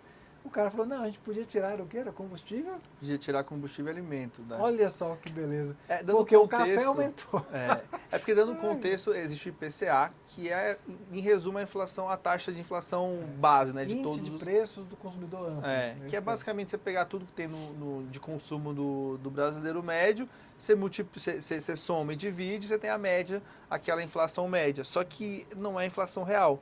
Porque pode ser que alguns produtos, por exemplo, como tem acontecido, ovo, carne, café, aumentam muito de preço. Vou dar um exemplo aqui, como foi na época da pandemia. Passagem aérea baixou demais de preço porque ninguém estava viajando. Aí quando você soma e você divide, você acaba que tem um IPCA nessa taxa média inferior do que de fato é. E aí realmente, cara, quando você pega a inflação real do que você consome, é realmente algo que às vezes assusta. É só você ir no mercado e você ver como que tudo tem aumentado muito de preço, alimentos que você costumava comer frequentemente. É isso. Pensa, a minha controladoria financeira de casa, por exemplo, a gente tem condição de fazer lá o nosso próprio índice de inflação, entendeu? Que num outro momento eu tinha isso aí, mas a minha base lá que eu uso, dá para fazer isso. Porque pensa, sou eu e minha esposa. Senão, enquanto não aumentar a família, você tá morando no mesmo lugar, com o mesmo, ela com o prolabore dela, eu com minha receita de honorários, e a renda, que digamos, a estrutura financeira nossa não mudou. Então, eu tenho lá categorizado tudo que eu gasto, aí eu posso medir a variação de um mês para o outro. Que no fluxo de caixa financeiro de empresa, é a análise horizontal. Se eu fizer a análise horizontal do meu... Aí eu estou vendo a minha real inflação. De um mês para o outro, de um ano para o outro, entendeu? E ainda Porque no separado. longo prazo isso é muito Alimento, importante, material né? de limpeza, tudo, entendeu? Uhum. Isso é muito importante, porque eu estou vendo como é que a inflação está afetando a minha vida. Que tem a inflação ampla, mas lembra que eu falei que 95% da população brasileira não ganha 6 mil reais por mês? E se eu não estou nesse bolo, já estou... Essa conta do geral não funciona para mim. Uhum. Você é um indivíduo, responsabilize por isso e tem a sua própria consciência para tomar as suas próprias decisões. Entende? E aí o grande ponto que eu até passei para você foi isso, né? Porque uma pessoa do alto escalão do governo sugeriu de você tirar do IPCA, desse índice de inflação, o combustível e o alimento, né? E aí, naturalmente, ia baixar. Enfim, era uma coisa que a gente estava conversando. Eu quero te fazer uma última pergunta em relação a esse ponto, que é economia, finanças na vida da pessoa física, que é o quanto que o preço do dólar impacta na vida da pessoa. Por que essa pergunta? Porque a gente até viu viralizar aí, né? Algumas pessoas falando, mas para mim é indiferente o dólar aumentar, porque eu não como dólar, eu não vou para Disney, então para mim tanto faz. O quanto que de fato isso impacta? Cara, seja matéria-prima ou seja produto para ser revendido, a globalização econômica está aí e é uma realidade. A gente consome muito coisas importadas e a gente exporta muito, tá? Se valer mais a pena exportar, vai faltar produto aqui para mim. Ou seja, se o dólar está alto, vale muito a pena exportar. Como é que eu faço para segurar o produto que seria exportado para manter ele dentro do Brasil? Eu tenho que pagar aqui dentro o mesmo que seria pago lá para fora. Qual é o critério de precificação? Quanto está o dólar? Entendeu? Então, cara, você come dólar. Você come dólar. Come muito dólar. Você consome dólar, seu celular. Seu celular, é a comida mesmo, cara. O Brasil produz um saco de arroz. Lá, aqui dentro do Brasil, ele seria vendido a R$30. Tem alguém me oferecendo $30, 6 vezes mais. Como é que eu faço para te convencer, Dudu? Não, Dudu, não manda esse saco de arroz em dólar lá, não. Deixa ele aqui, que eu te pago R$180 nele, que é o mesmo 6 vezes mais. É o único jeito. Aí o que aconteceu? Comi dólar, arroz, entendeu? Então afeta muito a nossa precificação interna, entendeu? É o custo de oportunidade. O trigo que faz o pão. O trigo faz o pão, é isso. Entendi. Quando é a importação é a mesma coisa, ele já vem em dólar, então já aconteceu esse processo de exportação e tal, aí cai para cá, não tem jeito, vai cair no teu colo a inflação. Que a gente costuma falar muito disso, né? Do eletrônico, do celular, do iPhone, não sei o quê. Isso aí é meio óbvio, a pessoa já devia ter entendido. Quem não entendeu isso está muito fora do jogo, entendeu? Mas vamos aprofundar um pouquinho mais aqui. Cara, o pão, o arroz, o feijão, a carne. A China está pagando tantos dólares na arroba. Para valer a pena manter esse gado aqui e não ser exportado, tem que pagar o mesmo preço dele aqui, cara. Senão vai, entendeu? Então impacta profundamente. Profunda e diretamente. Na pessoa que está na ponta, o brasileiro mais médio. Afetado, cara. Mais afetado. E eu quero te fazer são 2 últimas perguntas, né? A gente tem um quadro final aqui que o Gustavo não me deixou esquecer no último episódio, que é o Se Eu Soubesse, mas antes desse quadro final, eu quero te fazer uma pergunta que é o cristão e a gestão financeira. Eu já ouvi, talvez alguém aqui nesse nosso estúdio já ouviu também, pessoas que negligenciam a sua gestão financeira com o seguinte argumento, que é, abre aspas, Deus proverá. Claro. A minha pergunta é, o cristão, tendo Deus, o dono do ouro e da prata, sim, provendo na vida dos seus filhos, deveria usar esse argumento, ter essa visão de mundo, de que, cara, para mim eu vou receber, eu vou gastar, porque Deus vai prover e tudo mais. Você acha que essa é a forma correta de que um cristão deveria lidar com as suas finanças? Não, definitivamente não, cara. Você já ouviu alguém falar isso ou sim, só eu que ouvi? Sim. Cara, eu acredito muito no Deus proverá, sim, ele tem provido. Deus foi exemplo disso. Eu deixei uma coisa certa para totalmente incerta. Mas eu tinha uma palavra, tinha uma direção, eu fui para isso e nunca me arrependi. Só dá o contexto. Deus, ele vai prover. A pergunta é, dado que Deus irá prover, o cristão, ele deve negligenciar por conta disso? Só para deixar claro, porque às vezes a pessoa está ouvindo e fala, não, ele acha que não tem Lá nada. vem heresia. Não, Deus, ele provê todos os dias, e eu estou aqui graças à provisão divina, graças à providência, mas essa que é a pergunta, a gestão financeira. Cara, vamos ser teológicos aqui, né? Nesse ponto, assim, ó. O que você tem feito com aquilo que Deus tem feito por você? Essa é a pergunta. você deve se fazer, entendeu? Qual, ou de outra forma, qual a resposta você tem dado para as respostas que Deus tem te dado? Entende? Jesus apareceu no meio da água lá, no meio do mar, no meio do lago lá, e aí os caras acharam que era um fantasma, não sei o que, não, calma, sou eu, Jesus, tal. Pedrão fala assim, ah, é? É tu? Ele pede uma resposta para Jesus. Se é tu, Jesus, manda que eu vá até você. Meio doido essa pergunta dele, porque ele podia falar assim, faz eu flutuar daqui até você e tal, que eu vou saber que é você e tal. Fala, manda. Cara, ele pediu uma resposta de Jesus. Jesus deu uma resposta para ele. Vem, Pedro, você vai saber que sou eu. Aí, agora, Pedro precisava dar uma resposta para a resposta que ele tinha recebido. A resposta que você tem recebido de Deus tem te dado respaldo para ser negligente? Aí eu te pergunto, que Deus você tem servido? Talvez você precise ter um encontro real com Deus. Porque quando você pega as parábolas de Jesus, muitas delas, cara, são sobre gestão. Exemplo, parábola dos talentos.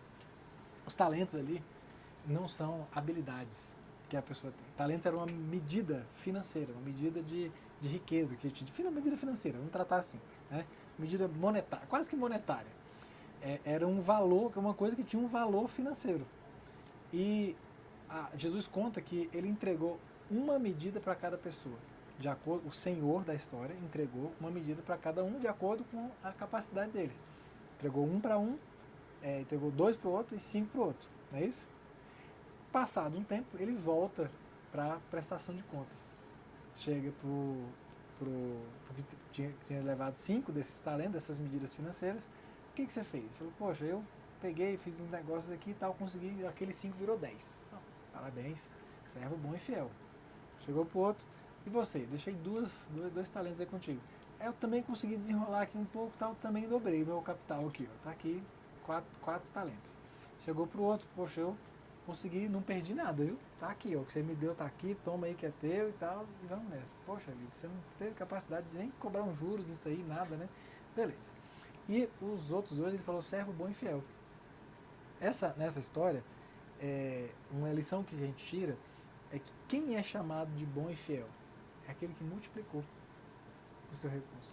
E teve estratégia, teve toda uma gestão, de fato, daquilo ali para fazer a multiplicação. Então, cara, Deus proverá e por isso eu vou cuidar muito bem da provisão que Ele me deu hoje. E, detalhe, aquele que multiplicou, aquele que fez uma gestão, que tinha 5 e entregou 10, ele pegou aquela uma única que o cara não fez nada e entregou para ele. Quanto mais fiel, multiplicador você se mostra diante de Deus, mais ele confia recursos a você. E quando eu falo recursos, o maior recurso que ele te dá não é o dinheiro. Pense sobre isso.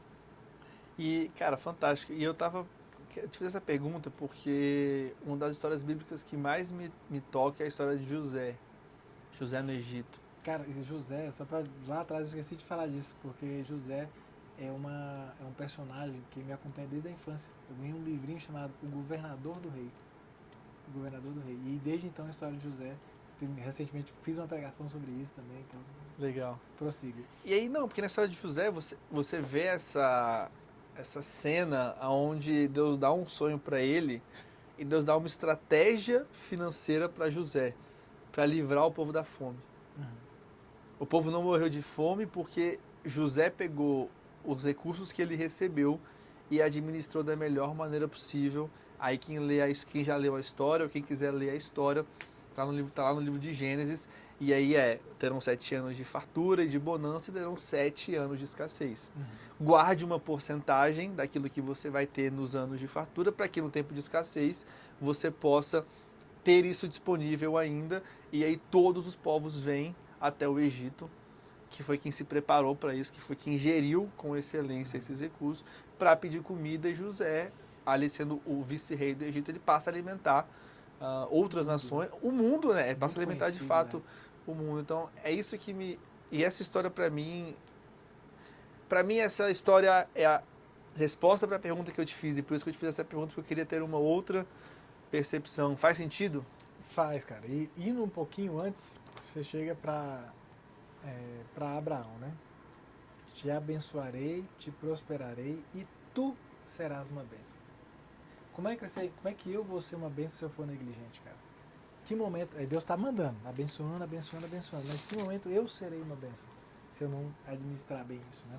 Uhum. É isso, cara, não dá pra ser negligente, não. Ainda mais botar isso na conta de Deus, aí absurdo total. Não, bacana. Agora pra gente fechar, meu amigo, a gente tem um quadro aqui chamado Ah, Se Eu Soubesse. Tem um autor, que eu nunca lembro o nome dele, eu sempre falo que é o autor porque eu nunca lembro o nome dele, mas ele escreveu um livro chamado Ah, Se Eu Soubesse, e nesse livro ele coloca os aprendizados que ele teve ao longo da caminhada dele, que se ele soubesse lá no início, faria com que ele chegasse de maneira mais rápida onde ele chegou. E a minha pergunta é voltado muito para as finanças. Qual que é, ou quais que são, o Ah, Se Eu Soubesse, aquilo que se você soubesse quando você começou ali na sua questão financeira e tudo mais, faria com que você tivesse menos dívida, menos dor de cabeça e talvez tivesse conseguido construir até um patrimônio maior, assim, hoje no momento que você está. Aqueles conselhos do sábio que chega pro indivíduo jovem e fala, faça isso, não faça isso, e que de fato ali ajudaria muito e faria com que você não tivesse talvez tido algumas dores de cabeça. Cara, eu talvez te decepcione um pouco com essa resposta. Mas eu acredito em algumas coisas. Uma delas é, disse Jesus, eu sou o caminho, a verdade e a vida.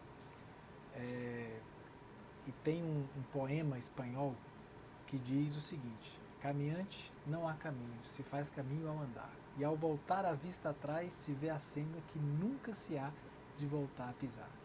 Caminhante não há caminho, ao andar se faz caminho, caminhante, caminho, né? Enfim, esse poema, cara, associado com eu sou o caminho, a verdade e a vida, me faz, na verdade, analisar a minha vida, o meu caminho e somente agradecer. Eu acho que tudo que eu podia falar, se eu soubesse, estava no caminho. E eu, no tempo certo, apesar das minhas negligências, dos meus erros no caminho, tudo chegou até mim. E eu não precisei falar se eu soubesse. Eu pude aprender no caminho. E hoje falar assim, glória a Deus por tudo que eu já sei, glória a Deus por tudo que ainda não sei. Mas que no tempo certo eu vou saber. Fantástico. Palmas para Adeilton. Eu achei que ele ia falar, compre Bitcoin. Mas não. Meu amigo. Eu não tô aqui com uma lentezinha amarela. Muito obrigado, pela mesmo. sua presença. Eu nem sei quanto tempo que deu, mas eu acho que a gente bateu todos os recordes aqui de tempo de episódio. Eu já sabia que ia ser, como eu falei no início do programa, um episódio extenso e profundo. E para mim realmente foi uma alegria ter você aqui com a gente, ter um amigo meu pessoal aqui. Eu sou muito grato pela sua vida. Você me ajudou muito na minha caminhada, quando eu realmente ali comecei a ter uma transformação. Então é muito bom ter você aqui. Espero que você tenha gostado, espero que você tenha curtido aqui. E vão chegar outros convites. Se a minha equipe aqui também gostou, assim como eu gostei, a gente vai fazer outros convites, porque realmente para mim foi um tempo muito valioso. E eu tenho certeza que quem estava lá de casa gostou bastante também. Quero deixar agora 30 segundinhos, caso você queira deixar algum recado para quem está lá até agora com a gente, ouvindo, qualquer recado que seja, alguma coisa que você queira deixar, alguma mensagem, para a gente poder encaminhar aí para o final do nosso episódio. Cara, acho que hoje uma mensagem que eu poderia deixar seria para que não importa a situação financeira que você esteja passando no momento, como indivíduo, ou como empresa, como CPF, ou como CNPJ, seja tão diligente quanto otimista. Seja muito diligente, seja muito otimista em relação ao seu futuro, especialmente se você estiver passando por um momento desafiador agora. Você não é o seu saldo bancário, você não é o seu score do Serasa, você é um filho amado de um pai bondoso e você só precisa reivindicar a sua identidade, se comportar como tal, que você vai atingir os resultados que você sonha, porque esses sonhos absurdos de bons que estão aí dentro de você foram colocados por Deus, porque Ele sabe os planos que tem a seu respeito, que são planos de fazer você prosperar. E Ele mesmo opera em você, tanto o querer quanto o realizar. Assuma a sua identidade de filho amado de um pai bondoso e as coisas vão se desenrolar para o melhor cenário do futuro. É isso. Fantástico, e é isso, meu povo. Eu espero que vocês tenham gostado do nosso episódio. Agora sim, estamos encerrando aqui mais um episódio do podcast da EVA Educação. Não se esqueça de curtir, né, o nosso vídeo, de se inscrever no nosso canal e, caso você tenha gostado, envie no grupo do WhatsApp da família, mande para aquele seu amigo, para aquela sua amiga que precisa ouvir essa nossa conversa de hoje. Nos vemos no nosso próximo episódio. Um forte abraço e até mais. Tchau, tchau.